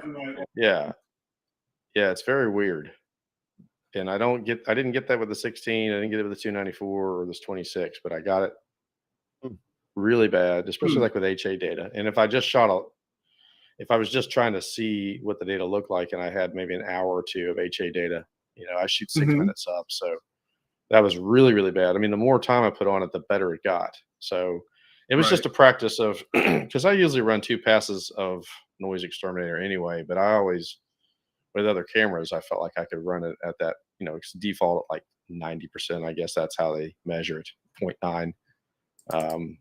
And I even lowered the details. Yeah, because it starts out at 0.9. Yeah. That's a default. Because that's the default. And you were saying you would usually go down to maybe 25%? Yeah, like 30-40%, and just enough to just kind of smooth it out, and then have to come back after I've integrated everything, and then I could run it at 90% and it was fine. But it was in the linear state that I was really having problems with it. Right. So I'm just going to take a quick preview. And must be what? Preview must be at least 256 pixels. Yeah, you got to have a bigger. You got to be a bigger preview. You have a bigger, yeah. Okay, so I have to have a bigger. All right, no problem. Let me back this out here. Yeah, let's do another one. See if that's good enough. Any of you guys done the CUDA upgrade Oh yeah. to get? Yeah. Yeah. Oh yeah. Yeah. Yeah. You have That's to do it if you have an Got Nvidia the card. That is, Nvidia. Yeah. Yeah. I mean, Yeah. I picked up the 4080 for Nvidia, and Mhm. thing just smokes. It's ridiculous. It makes no sense. Yeah. If you're running just the CPU on it, it takes like Star Exterminator like 3 minutes, and then I'm down to about 12 seconds using the GPU. Yeah. So Yeah. Yeah, once I got the 2600, obviously the file size increased, and when I first started using it, I was undersampled. Okay. So then I ran Drizzle to try to get better star resolve, and then that, oh my god, when you drizzled that, you see what I'm saying there? Yeah. You see it on that splotchiness, and I've only found that with the 533. That's interesting. Now, that's very interesting. Yeah, I'd send a master over to Russ there and let him have a look at it and see what he thinks, because that's very unusual. Yeah, that is. And what I didn't take it a step further was to stretch it and say, well, is it just the STF giving me kind of a funky preview? Because I noticed, like, one thing, I don't know if you guys noticed, but if you run Noise Exterminator and then you realize you've messed up, so you go back and then you run the STF, it looks terrible. I mean, it's calculating it different, and I don't want an explanation of that either, but that'll really throw you off. You kind of run Noise Exterminator, then turn off the STF and then restretch it again. It looks awful. Wow. And that's only with the 533, huh? No, that's across the board. Oh, with any data. Eric. Yes. Can you stretch? Can you just stretch the image? Just do a manual stretch on it and then apply the Noise Exterminator and see what the result is. Yeah. Because you're applying it. You're applying Noise Exterminator to it in a. Is this a processed image? It's in linear. It's in linear. It is linear. Okay. Yeah. Do a manual stretch on it, and then apply the Noise Exterminator and see what the result is. And then apply noise. Okay. So let's do a go stretch right. first. So, but do a manual stretch on it.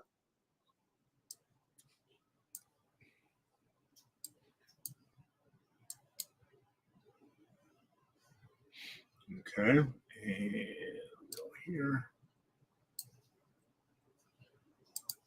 No, don't do it. Don't do the STF. Do a manual stretch on it. Just do a manual stretch.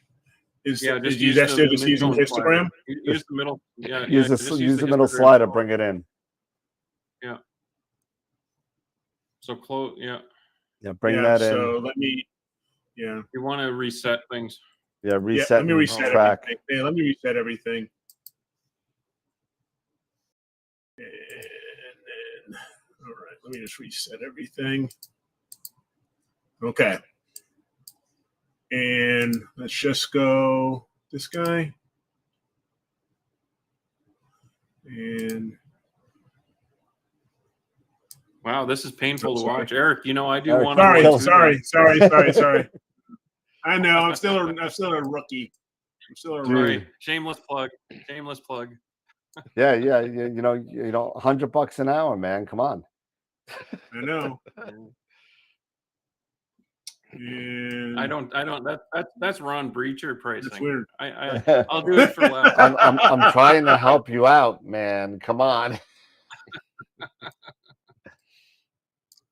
So yeah, there's the like play me a song and play me a guitar song while he's processing too. Yeah, I know. Yeah.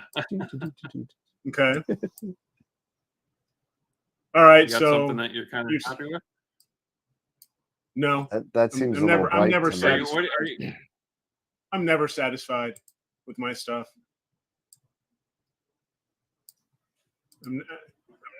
Okay.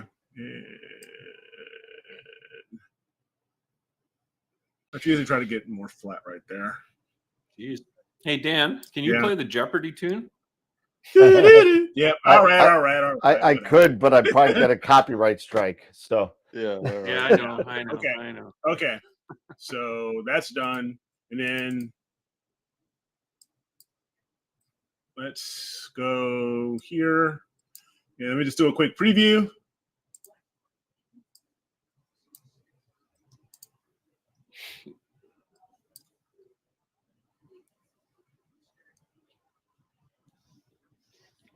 No, that doesn't look too bad. It doesn't look bad there. No, that doesn't look too bad. So it's So probably, maybe it's then the, after the fact. Maybe it's then doing it when it's in a nonlinear state. It may be just the auto STF that is giving a erroneous perspective on it, view of it. Yeah, yeah, and that's what I said. Yeah. Once I saw it doing that, I just ran away, and so I didn't take I didn't take the time to actually stretch it out and see, did it transfer over to the nonlinear state, or was it just the STF giving me a funky readout there? Yeah. Gotcha. Huh. Okay. I don't know. Maybe I just broke something. You know, my dad told me I had the Midas touch in reverse. So But that's what we do. We break things. That's yeah, you break things. Yeah, we break stuff. Touch in reverse. Yeah. That's awesome. So what's the reverse of gold? Yeah. Yeah, they're right. And we'll just stop there. It was probably a belt. Yeah. Or he tried to whip me one time with suspenders, and it came back and hit him. And I said, "What is that? What's wrong? Did that hurt you more than it hurt me?" Oh, my eye! Oh, Yeah, you know, that was the thing to say at that moment. yeah. But it was fun. Yeah, it was fun. It's funny now. I could tell you a spanking story, but it's not made for TV. It's not made for TV. This is a family show, Dan. It's a family show. Yeah. Yeah, that's right, Tom. I'm never satisfied. Absolutely. So I was but you saw that shot. That was with the Edge 8 and the 533. I was like, okay, I like that magnification. You know, oh yeah, I think that's really fun. Yeah, and that was one of the things that just floored me was the 533 on the 10-inch. I just got stuck in this 6 minute. I shoot 6 minute narrowband subs. It's just the sweet spot to me, and always at the unity gain 139 or whatever unity gain for the camera is. I don't really mess around with gain and offset too much, but when the first sub of the Crescent Nebula and Oxygen came up and I could see the entire shell in a 6 minute sub, I was like, that's it. I'll deal with any problem you got, baby. That's awesome, because I had never seen that I'd seen other people image that shell, and I was like, there's a shell around that thing? I didn't know that, and then when I was able to see it in one sub, I was like, oh my gosh, this is going to be an amazing image. So that combo is definitely pretty cool. But like, to your point, that thing's heavy, and a lot of people don't want to deal with that, so it's really just what's going to get you out there and what's going to keep you out there. And that's the main thing. I don't care what it is, what it looks like. If it keeps you out there and gets you out there, and the same thing with processing. That's a whole, we don't have another 6 hours to talk about it, but processing is extremely personal. And you can see, you can see people put out, hey, process my data, and you can see, and you will not get any one image that looks exactly like the other one. They're going to be very personal, and you can actually scroll along in Facebook groups and go, yep, that's his image. That's his image. Yeah, we did that. I did that with the Masters of Pixinsight guys there with the Iris Nebula. We had we pooled all of our data, and all four of us processed it, and we all had different outcomes on it, completely different. It was actually quite interesting. What was actually more interesting was my image actually won out of all of them. So. And I also do one-on-one Pixinsight tutoring if you're interested too. I already shameless plug. Oh, what am I doing? What am I doing? I don't even, on my YouTube videos, I don't even say like and subscribe. There's two things I don't do on my YouTube videos. I don't say like and subscribe because I figure you've already heard everybody else say that. If you like it, it. If you want to subscribe, subscribe. I don't know that anybody's ever told me that, and I went, yes, sir. I just And the other thing is, I will never say without further ado. I'm sorry if you guys say that. I don't do it. I just won't do it. It's my personal pet peeve. I will not say without further ado. I'll say let's get into it or something else, but I don't know if I'm gonna have to go back and look and see if I've ever said that. I guess I probably said it once. I'm not knocking somewhere. you. I'm not knocking you. Let's You do say this. that's great. Yeah. Nope. Yeah.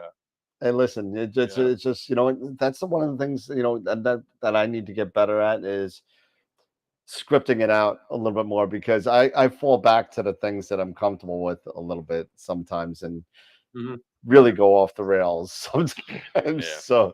So yeah, and I've told people many times, and Sean and I were talking about it. I would much rather, if I sit down and I want to do something Astro at the computer, and my two choices are editing a video or processing an image, I'm going to process an image. absolutely. And I almost feel like sometimes it's when you were a kid and you had homework to do, but you went over and doodled or played or gamed or something like that. And I'll get to that homework later. That's kind of how I feel. Yeah. And then when I get into editing my video and seeing myself say the same thing 6 times because I'm trying to get everything to line up just right, you know, I enjoy that, and I enjoy the final product. I put a lot of effort in the end of my videos to put nice music and pictures. I don't know if anybody ever gets to the end of the video, but I like it. And I don't have the same intro every time. A lot of people do that, and that's great. Sean's always had great intros, you know, and it probably takes a load off his plate. There's my intro. But I always do a different one every time. I actually cut my intro. I'm actually in a YouTube group that there's one guy in there that has worked with some big names on YouTube. Yeah. And one thing that he said was to cut the intro, just get rid of it. We looked at some analytics and stuff of the videos of my videos, and it was interesting to see where people were dropping off and whatnot, or, you know, who was watching the intro, stuff like that. I actually ended up cutting my intro completely out. I just jump right into it basically and start yakking away. What was the other thing that I did too? Like you, I stopped doing the like and subscribe thing in my you know, latter videos, because it was overdone. Everyone's hammering on you, you know, like and subscribe, hit the bell button, you know, and stuff like that. And so, it's like, to me, like and subscribe is putting your name, you know, putting your autograph on an image when you. I'm gonna Hulk smash that like button. I'm telling you guys right now. You know what? This just means Hulk smash. You start to sound like Eric, you know. It's like, hit the like button, hit the like button. I hate to say this because it may upset some people, but I used to watch the OPT videos, and they were always, before you get it further, smash that like button. Yep. Now they're not even in business anymore, and there goes my affiliate link. But whatever. But I know mine. Yeah, mine came too.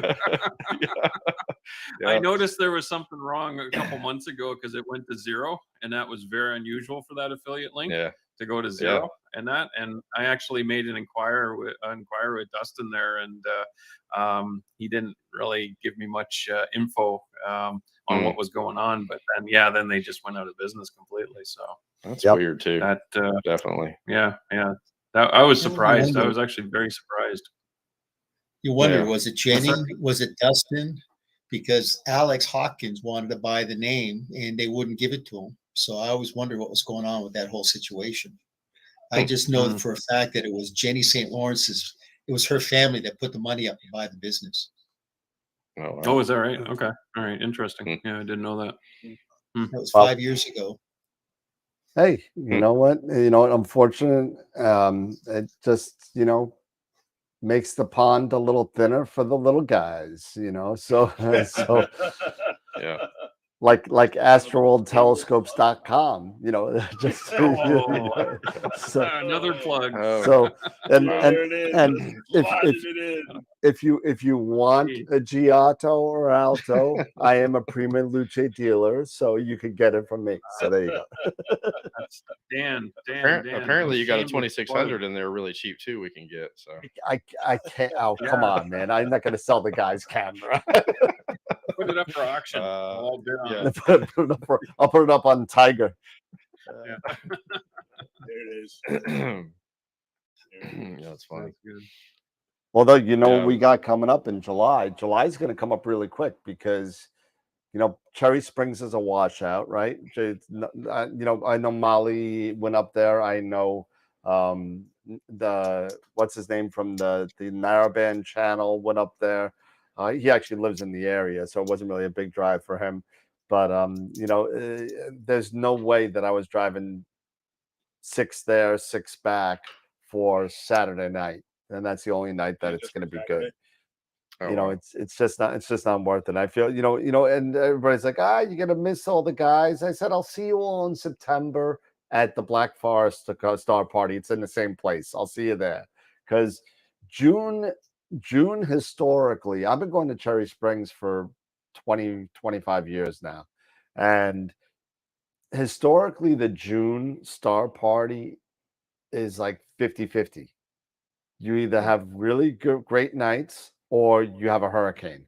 I mean, it's like kind of like it's literally I left uh, because of a hurricane was coming, and you know it was like so many things happen in June, September. You know, enough of nothing. When you're there in June, you get maybe 6 hours a night imaging. Start at 9, Yeah. end at like 3:34. I mean, you know, it's short. It's a really short night. So September, nights get longer, although they get quite cold in September. It could get down to the mid-20s at nighttime. Oh, wow. You know, because you're in the forest. You're in the forest. It'll be 70, 75 during the day and 20 at night. And you know, 4 o'clock in the morning, 20 degrees, it gets a little cold. But so I'm gonna go there in September, and then I'm going to Nebraska next month. I'm going to Nebraska Star Party, Wow. and then I'll be hanging out with Shawnee in August at Yeah, you will. Starfest. Oh, it's gonna be a good time. It's It's gonna be awesome. gonna have my ketchup, potato chips, and poutine. Yeah. Don't forget the whiskey. Don't forget the Oh, whiskey. don't worry, I Yeah. got you. I got you. Okay. All right. But yeah, Oh, no, it's gonna be a good, and of course, you know, on my way to Nebraska, I gotta go see the future home or birthplace of Captain Kirk. So I'm gonna travel through Iowa, nice. and gonna go hit that. And So you're and interested in corn, is what you're saying? oh Cool. yeah, that's it. Yeah, I'm gonna go to Iowa, and then what I found out was that Nebraska Star Party, 3 hours north of the Nebraska Star Party, is Mount Rushmore.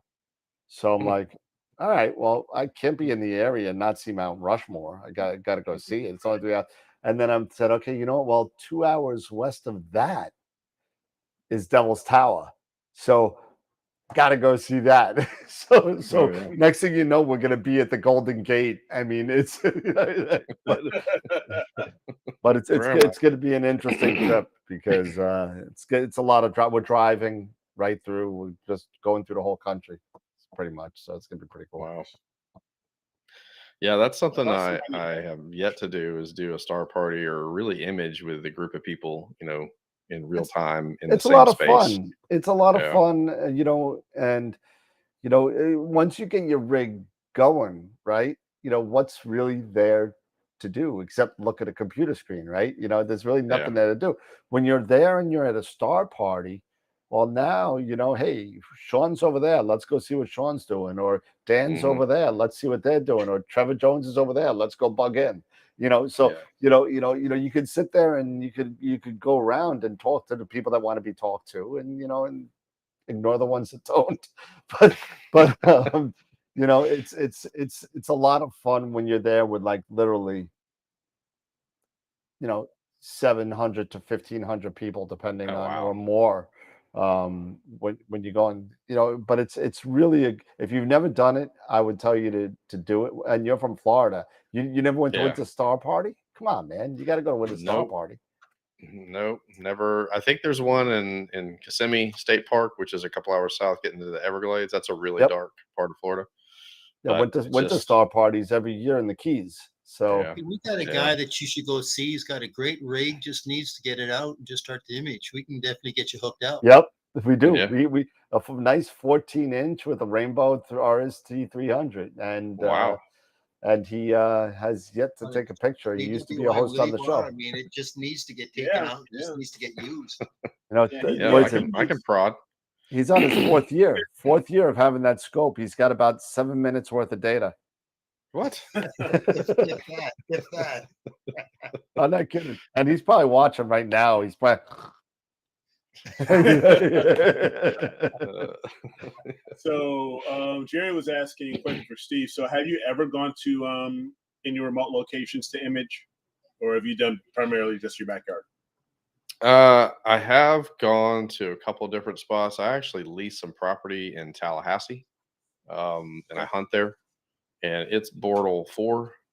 So I really only have Tallahassee. And funny story is I just took my little simple rig up there where I had to bend down and look through a polar scope and and polar line, and I was not able to. I could not find Polaris.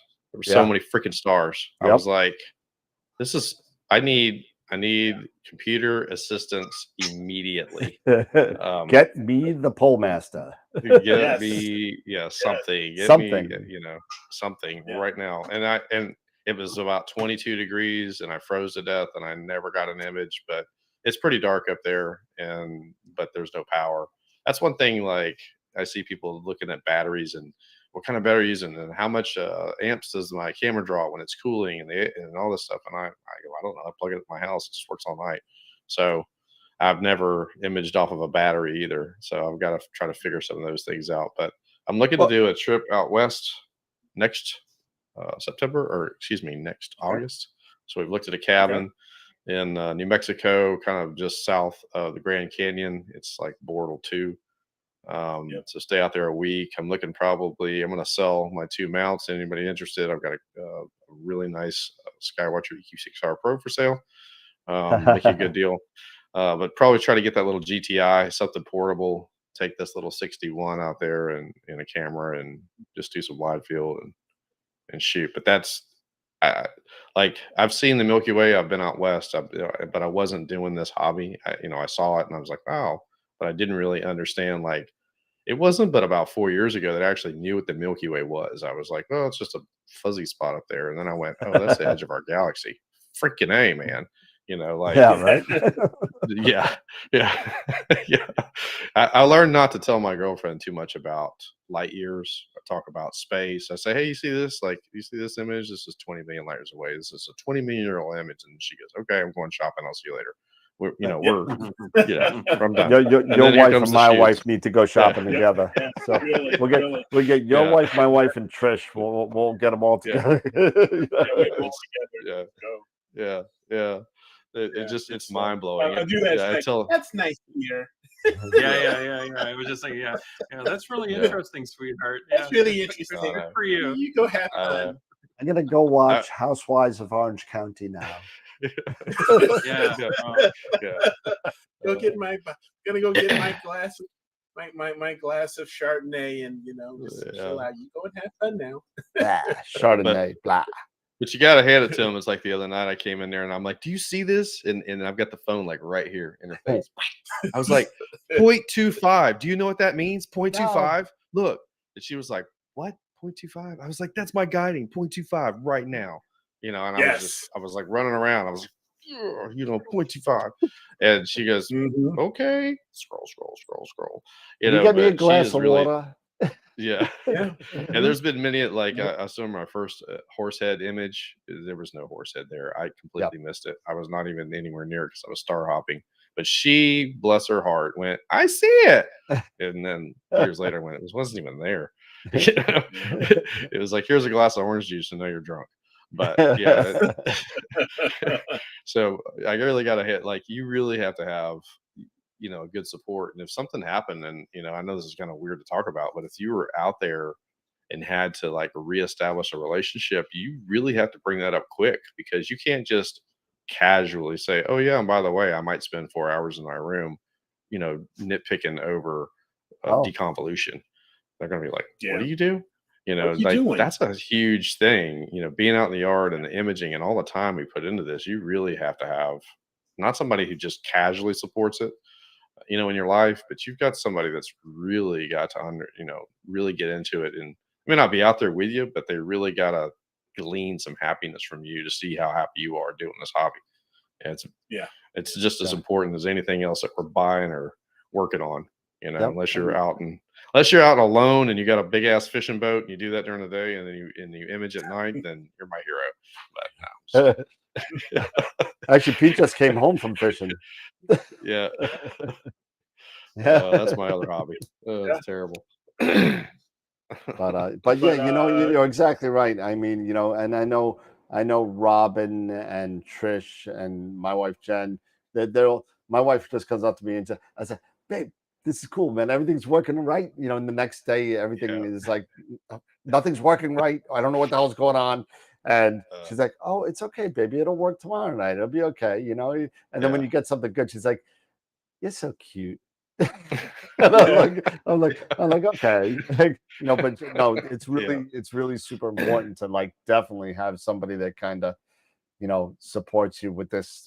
It's a lifestyle, man. I keep on saying it's not even a hobby; it's a lifestyle. We're up at night till 2 o'clock in the morning. The dogs bark, and the wife just wants to go to bed, and she got to work it the next morning. And and they still support you. So I mean, it's really super important.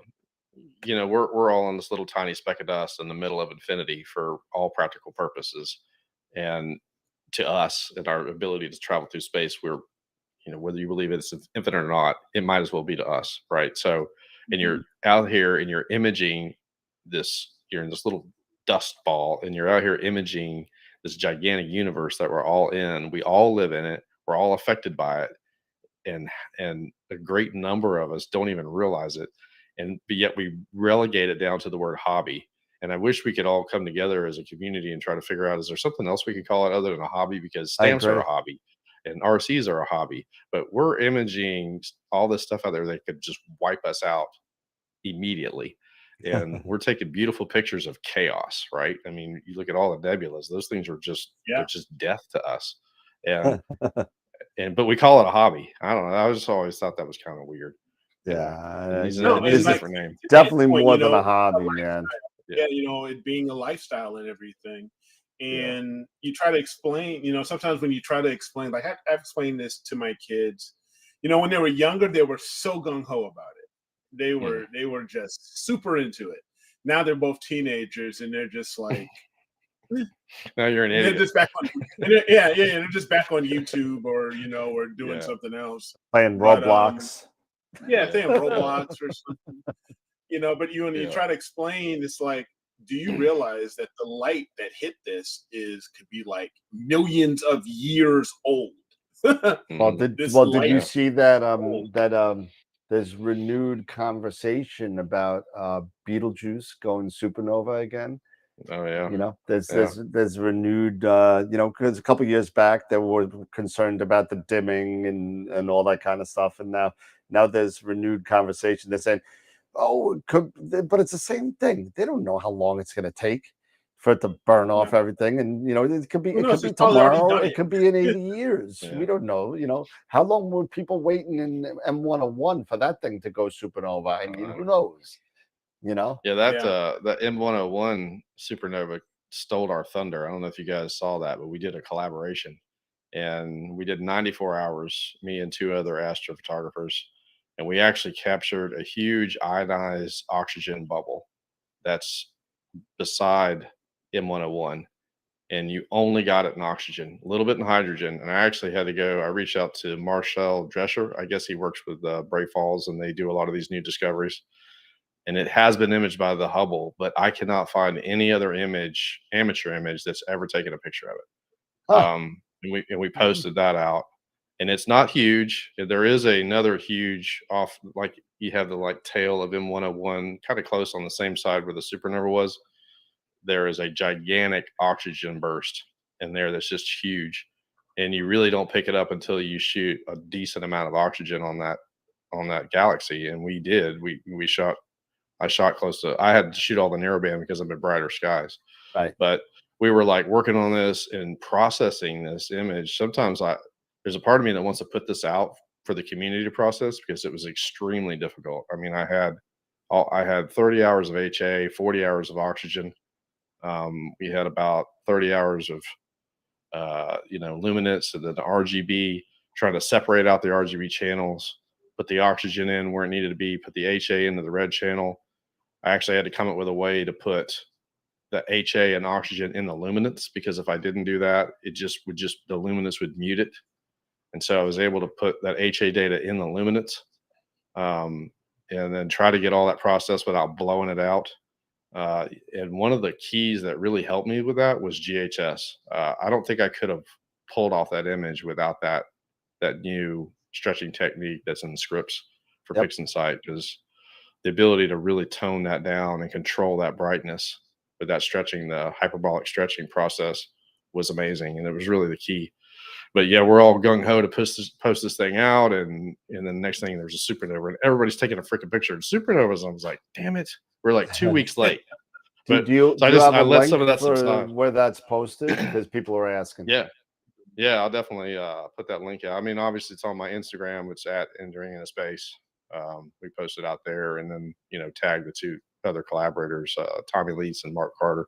They're out in Colorado and Kansas City, actually. So we just decided, and it kind of was spurred on when the guys did that really cool image of M31 and found all that extra oxygen signal in there. And we're like, well, and I don't know if you guys ever have done it, but if you go into Stellarium and you turn on the DSS surveys, DSS red shows you all the hydrogen, which is a game changer, but DSS blue will start to show you some of the oxygen signal. And you will start to see like that, they call it the fish on the platter nebula, the WR134 star. Yeah, the dolphin. Yeah, well, you won't see it in Stellarium under hardly any circumstances. You just know it's there. But if you turn the DSS blue survey on, you'll start to see the outline of that dolphin. Or the SAR calls it a fish on a platter. They got weird names for stuff on that little box. Fish on a platter. Yeah. Damn wet markets. Yeah. But if you out there, if you guys are shooting stuff, put that oxygen filter on, man, and fire away, because there is new discoveries to be made. They're proving that constantly now, especially these galaxies. I think they have structure that none of us have ever seen before. And we, even though the Hubble did image that there was a ring of ionized oxygen gas, even though they did this, but it does not have an NGC designation at all. So I don't know if they're going to apply one or not, but it was just cool to do, Get that. Now, did you start when you started doing your processing? Did you just jump right into PixInsight, or did you start with something else first, like Photoshop, Deep Sky Stacker? Yeah, I was Deep Sky Stacker in GIMP actually when I very, very first started. Because I was kind of one of those guys where, like, let me look for the free version to see if I even like this first. But I do that across the board. It's a bad trait. And then I was like, man, I bought the bullet on Photoshop, and I actually started doing tutorials on Photoshop. And when somebody came across and said, hey, use PixInsight, and I tried it, and like I was telling Sean, the STF will scare you away, because if you stretch an image with that automatic and you look at it, you're going to go, and then you drag the little triangle over to no man's land, and then you drag it back over here to some other area that doesn't have a receptacle, and then you get your final image. And I was like, this looks like garbage. And then I just go running back to Photoshop every time. And I didn't really, I didn't know you could manually stretch. I just saw YouTube videos that were rapid fire. And it really took me a lot to really understand. And I tell you, the guy that made it click for me, his name is Richard Bloch on YouTube. Had a really short video on processing M101, and it just, all of a sudden, it just made sense. And then it was like, man, I got to process everything, with this. And I know Sean said he's sacred to PixInsight. I still kind of go back to Photoshop a little bit for some star reduction, and sometimes I use it to put my stars back in. Sometimes I don't. And sometimes I don't. I stay all in PixInsight. But I can tell you now, after using it and doing tutorials on it, I would highly recommend. I can't. It's not even highly. It's not even the word. It's like get it. If you're going to do this hobby, get it. Yeah. Photoshop's great, and people can use it, but to me, I it is like I said. It's kind of organic. It's not as mathematical, but at the same time, I feel like when you take that image down to 16 bits, you lose something there. You lose some detail. You lose some resolution. You start to oversaturate some images real quick with Photoshop. So you just got to be careful. But as far as PixInsight is concerned, the only thing in PixInsight, there's two things. I like Photoshop. I like to be able to know where my background values are. I've just got more accustomed to knowing those values by setting a sample point. And especially when I'm going to post it out, I know if it's this number, then it's pretty much going to look this way when I put it on Instagram. So I use those values just to kind of check myself. And then, with PixInsight too, there is some fuzziness that I gather in images, some haze that I really, there's local histogram can kind of get around, but I still like that what is it called? It's in the camera raw. There's a dehaze tool that will kind of take some of that out if you can't get it out in PixInsight. There's just a few little tools or tweaks that I use in Photoshop, Okay. but for the most part, PixInsight is the thing to have if you really are serious. And that's the thing too. It gets me when I see people that have $20,000 rigs and their image looks atrocious. I'm sorry. I'm just going to go ahead and say it. And it's because it's like they've overstretched it, they've clipped it, and we've all been guilty. I can tell you, I have turned my stars into dumbbells because I've used so much noise reduction. I've done it. I admit it. I feel like I'm in the AA, or whatever. I'm Steve. I use too much noise reduction. I've cooked them. Same. Oh my gosh. Yeah. And sometimes I still have, and it's crazy. I still have everything I've ever done. I have it on a hard drive, and I don't know why I keep it, but because it looks terrible. Oh, we all keep our garbage. We all do. Yeah. And, we're hoping someday they're going to come out. I mean, and it's almost there. Russ is going to come out with this button. He's going to come out with the crappy picture, turn it into APOD. And it'll look wonderful. It'll look right like Hubble. Crap exterminator. That's what he does. Exactly. Exactly. Yeah. He's definitely, and he's really advanced. He, like we were talking before, there was things that in processing that I come across or techniques that I come across that I go, yeah, that's nice, and it has changed. But then there's some that just blow you away. And you just want to go back. There's just no more exciting feeling than going, man, I just want to go back through everything. And Blur Exterminator was a big one for me. WBPP was a big one. Yep. I just felt like I got much better image integration with that tool. The star removal, being able to pull the stars out and just process your nebula, and then screen your stars back in was huge. Yep.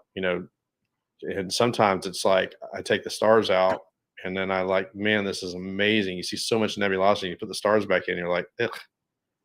Leave the stars out.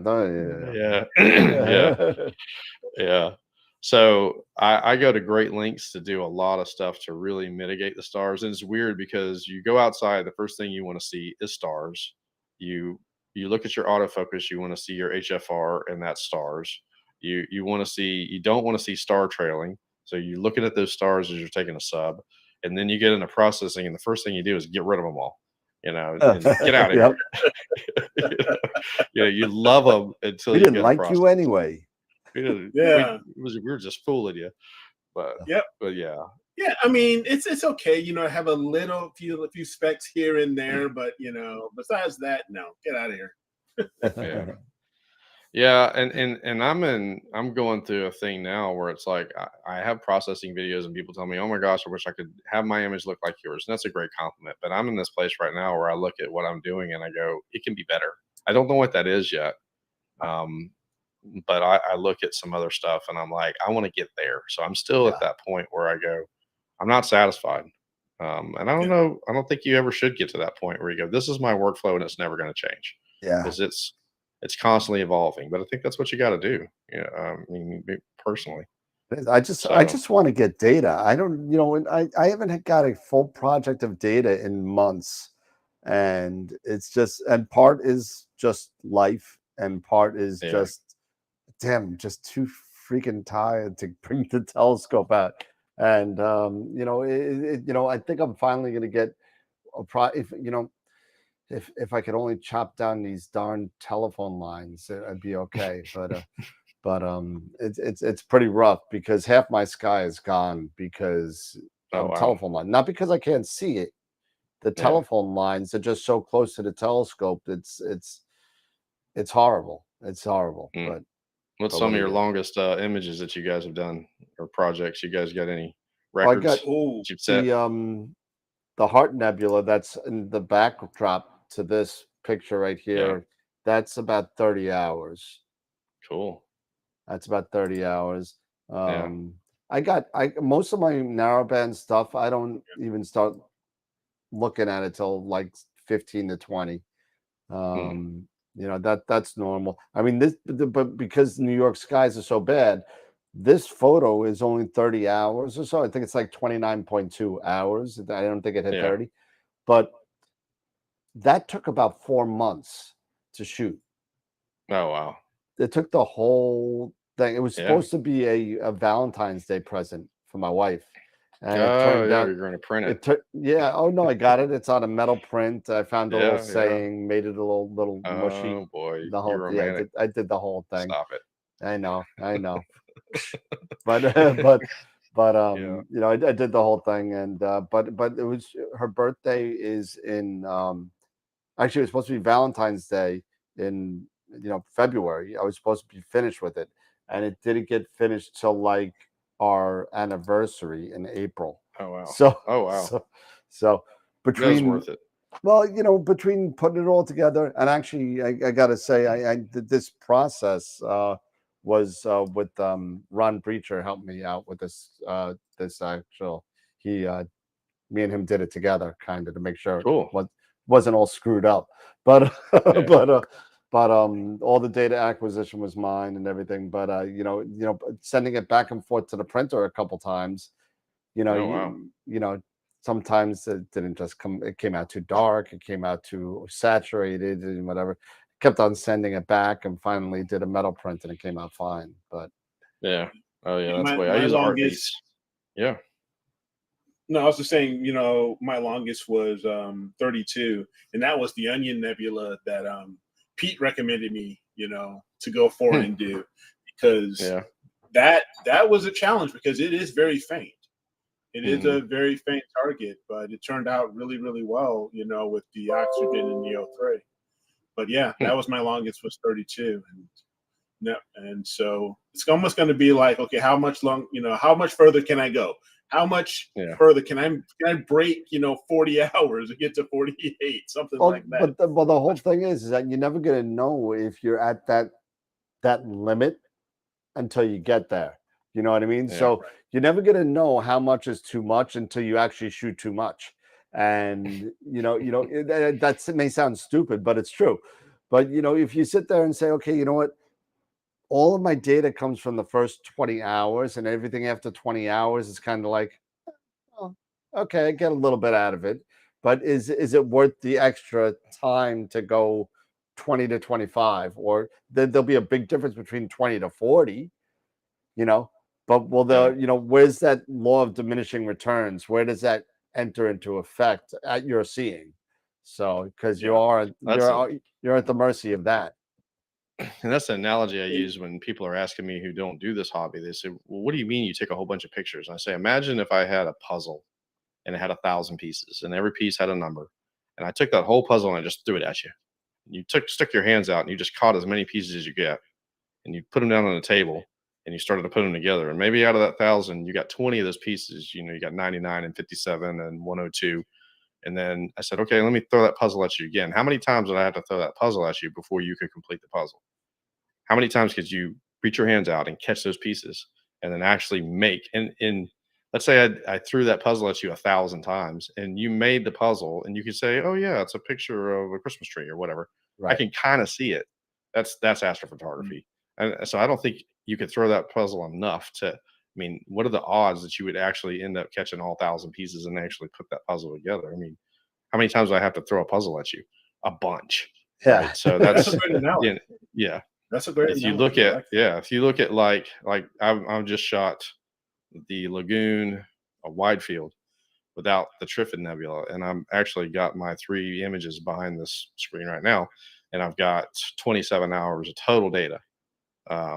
And so, but especially with HA, after 10 hours of HA and now 15 hours of HA, I can zoom in and really see the difference. I can see the pixelation disappear.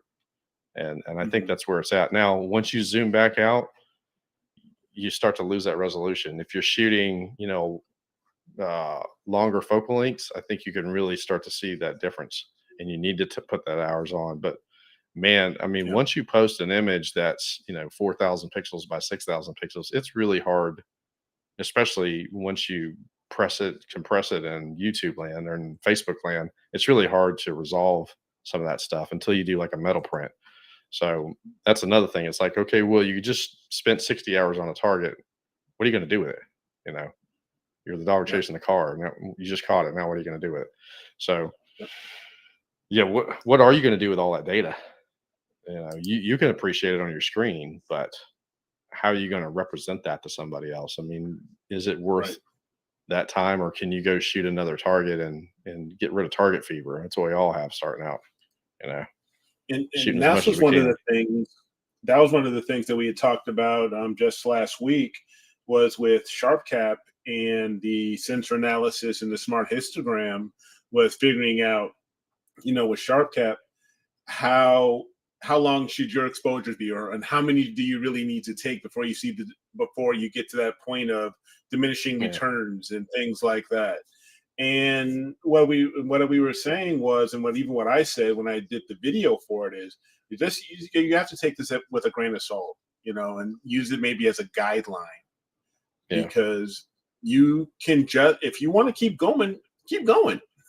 If you don't think it's enough, all right, you just wait for another new moon or another time, another week where you have some clear nights, and just go right back at it again.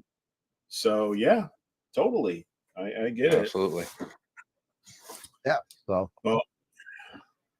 well, it's about that time, fellas. It's like I think we I think Pete dropped off. I think he was he looked exhausted. I don't know. I hope everything's okay. He looked really tired. Yeah, he did. He looked so tired. But metal printing, I use in the US. I use Bay Photo. Okay. So I don't know I don't know what you use. Who do you use for printing? Heartbeats. Heartbeats. Artbeat Studio. They've been telling me they're going to have a storefront, which would be really nice, but they just haven't developed that yet. But I have not been. I've actually sold images I've never seen. I've processed them, sent them to Artbeats, and never saw what they look like, but have got people raving about them. I've got 2, and they're pretty cool because they come with a floating mount, and they come with a little bubble level, so you put that so it looks like the image actually sets off the wall. But you're talking, an 18 by 24 is like $250, so something like that. So they're not cheap, but man, they're beautiful. Well, there you go. Artbeat. There you go. There you go. Yeah. Give that a shot. All right. So we do. So we do have one. Do we have no? There's no giveaways tonight. There's Friday night is the giveaway. Friday night's a giveaway. Yeah, Masters of Pixinsight. But Steve, thanks so much for coming down and hanging out for us, and thanks Sean for dragging you along, and coming on the show. And so it's really great to have other people that do this on and share what you do. And your channel's great. Everybody, if you haven't subscribed by now, go subscribe. Even though he won't say it, I will. Go subscribe, go like, hit the bell. He's got good content. go check it out and Hulk smash all of his videos. Yeah, so Hulk smash. I still try to respond to every message that I get. I tell people funnily, like, I want to get so popular that I just don't even have time to respond to people's messages anymore, but I'm not there yet. I still try to, and sometimes I miss them and I'm a month late, but I'll get to you. I promise. Yeah, because it means a lot. It really does. So comments are great. All the feedback that you get is great when you're doing this stuff, because absolutely, even the bad stuff, because only the bad stuff makes you better. So that's it. But if you don't have haters, you're doing something wrong. Yeah, that's true. I mean, doing this type of stuff, and hearing the compliments and how we help people out or touch, people's lives, and just doing, what we do and just being goofballs. It's it's nice. It's kind of cool. It's really cool. Yeah, this has been fun, guys. I super appreciate it. Yeah, man. You're more than welcome to come back whenever you want to. If you got, take another 350-hour photo that you want to share, hey, listen, we're at your disposal. So we definitely have an open. Yeah, we'd love to have you on Astropalooza. If we. There you go. Yeah, we got to start building that guest list. Oh, you don't know what that is. Oh, you missed it. Yeah, clue me in. So Astropalooza last year, I put together, I think it was 15. It's like 15 or 16 hours. No, it wasn't 15. God, 15 to 16 hours, I would have shot myself. No. Was it? No, you're right. It's only 12. I thought, because we broke it. I thought for some reason it was 10. It was 10. You only think it was 15 because you were late. But okay. I'm just playing. Eric was there for almost the whole thing. It started at 10 o'clock in the morning and ended just a little bit after 11 at night. So it was about 13 hours. And it was just a full day of basically everybody coming on and doing a presentation. From Sean was on with what was it, Skyshed, Wayne Parker. Wayne Parker. Yeah. So he was on Wayne, and then we had Amy Astro, we had Molly Wakeling, we had Dr. Sass, Charles Bracken, Nico Carver, all the Masters of Fixed Insight were on. I know I'm going to be missing some people. Two of our members actually did talks, Josh Kovacs and Ernie.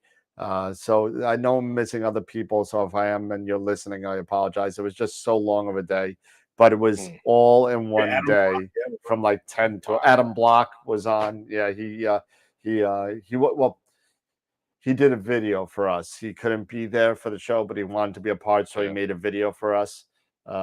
So he was on. It was fun. It was a lot of fun, and we just literally started talking, and 13 hours later, I go and get my whiskey and do a shot off camera. So that's it. Well, I've been having mine while we pontificate. So. There it is. I usually do too, but I got a lot of work tomorrow, and I can't do it. I can't.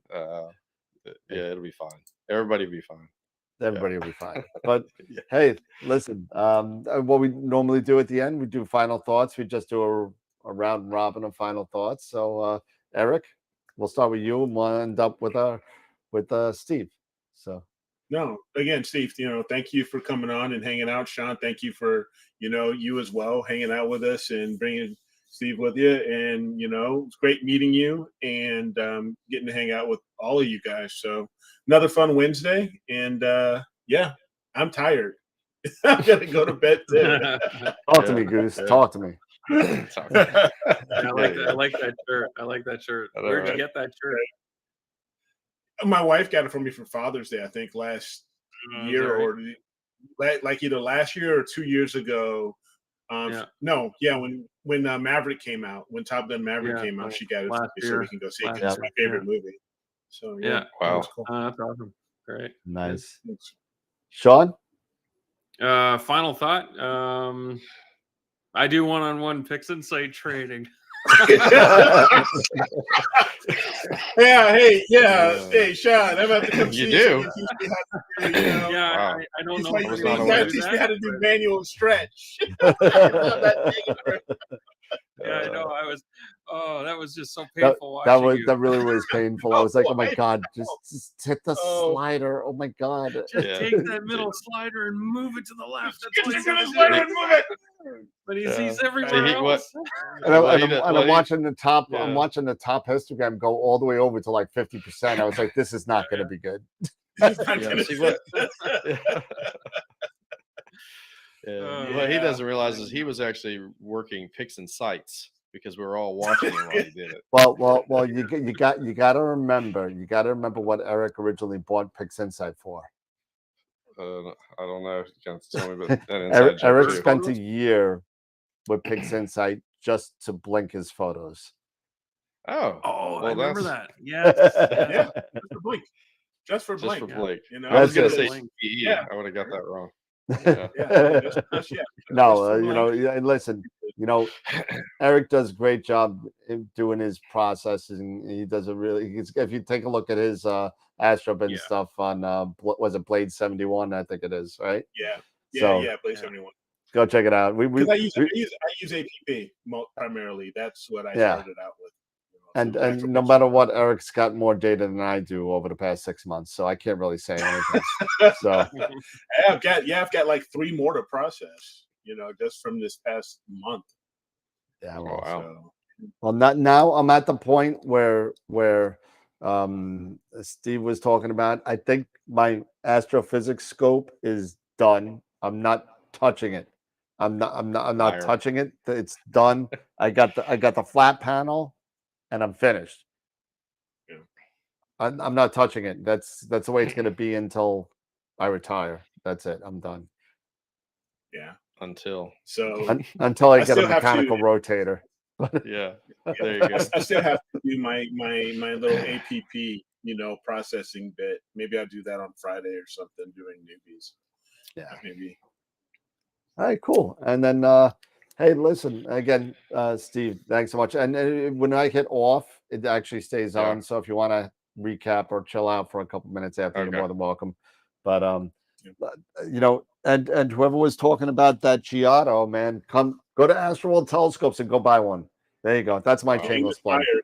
Yeah, English Yeah. Fires. Yeah. Sure. Shameless plug right there. Oh well, he ain't gonna buy it from me. He's from the UK, but you know, he's not gonna pay that shipping charge. But I'm just kidding.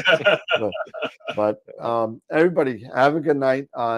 Eric, Sean, Steve, thank you so much for coming on and hanging out with us. Pete, miss you. I hope everything's okay. But everybody have a good night. We'll be back on 99.9% chance we're gonna have a show Friday night because I don't think I'm going to Cherry Springs. So you know, it's almost a definite no at this point. But it's just a matter of canceling the hotel. But Oh, if I could say one more last thing. yeah, go. I don't know if you guys know this, but Sean does one-on-one Pix and Sight training tutorials. So, You know, and Sean, I'm Sean, gonna throw I'm it here out for there. you, buddy. You know what? You may get one Appreciate it. extra custom on it, Yeah. but I'll throw a link on the website for you There you for go. your right. classes. That's great. Just, Thank but you. I don't know if you guys I- know this, but I do I- Pix and Sight training for free. I'm just saying. Oh, Oh, he's There you trying go. to ruin the market. undercut. Yeah. Gonna undercut you there. Yeah. Yeah. All you got to do is like and subscribe. That's all you got to do. And I will read the Fighting Marines comic book for you while you go to sleep for nothing. Wow. I don't know. That won't take long. I just picked. No, this ain't even coming out of the plastic. This is old. Oh But my anyway, gosh. everybody, have a good night. Thank you again for watching, and we'll see everybody again on Friday night. Steve, again, thank you again. Sean, Yeah. as well. Eric, I'll see you. I'll talk to you tomorrow because we got to talk. but Yeah. yeah, but all right, everybody, have a good night. See you on Friday night. Remember, as always, keep imaging, keep educating, and clear skies. And we'll see you Friday night. Have a good night, everybody. Bye bye. Hulk smash that like button. Bye.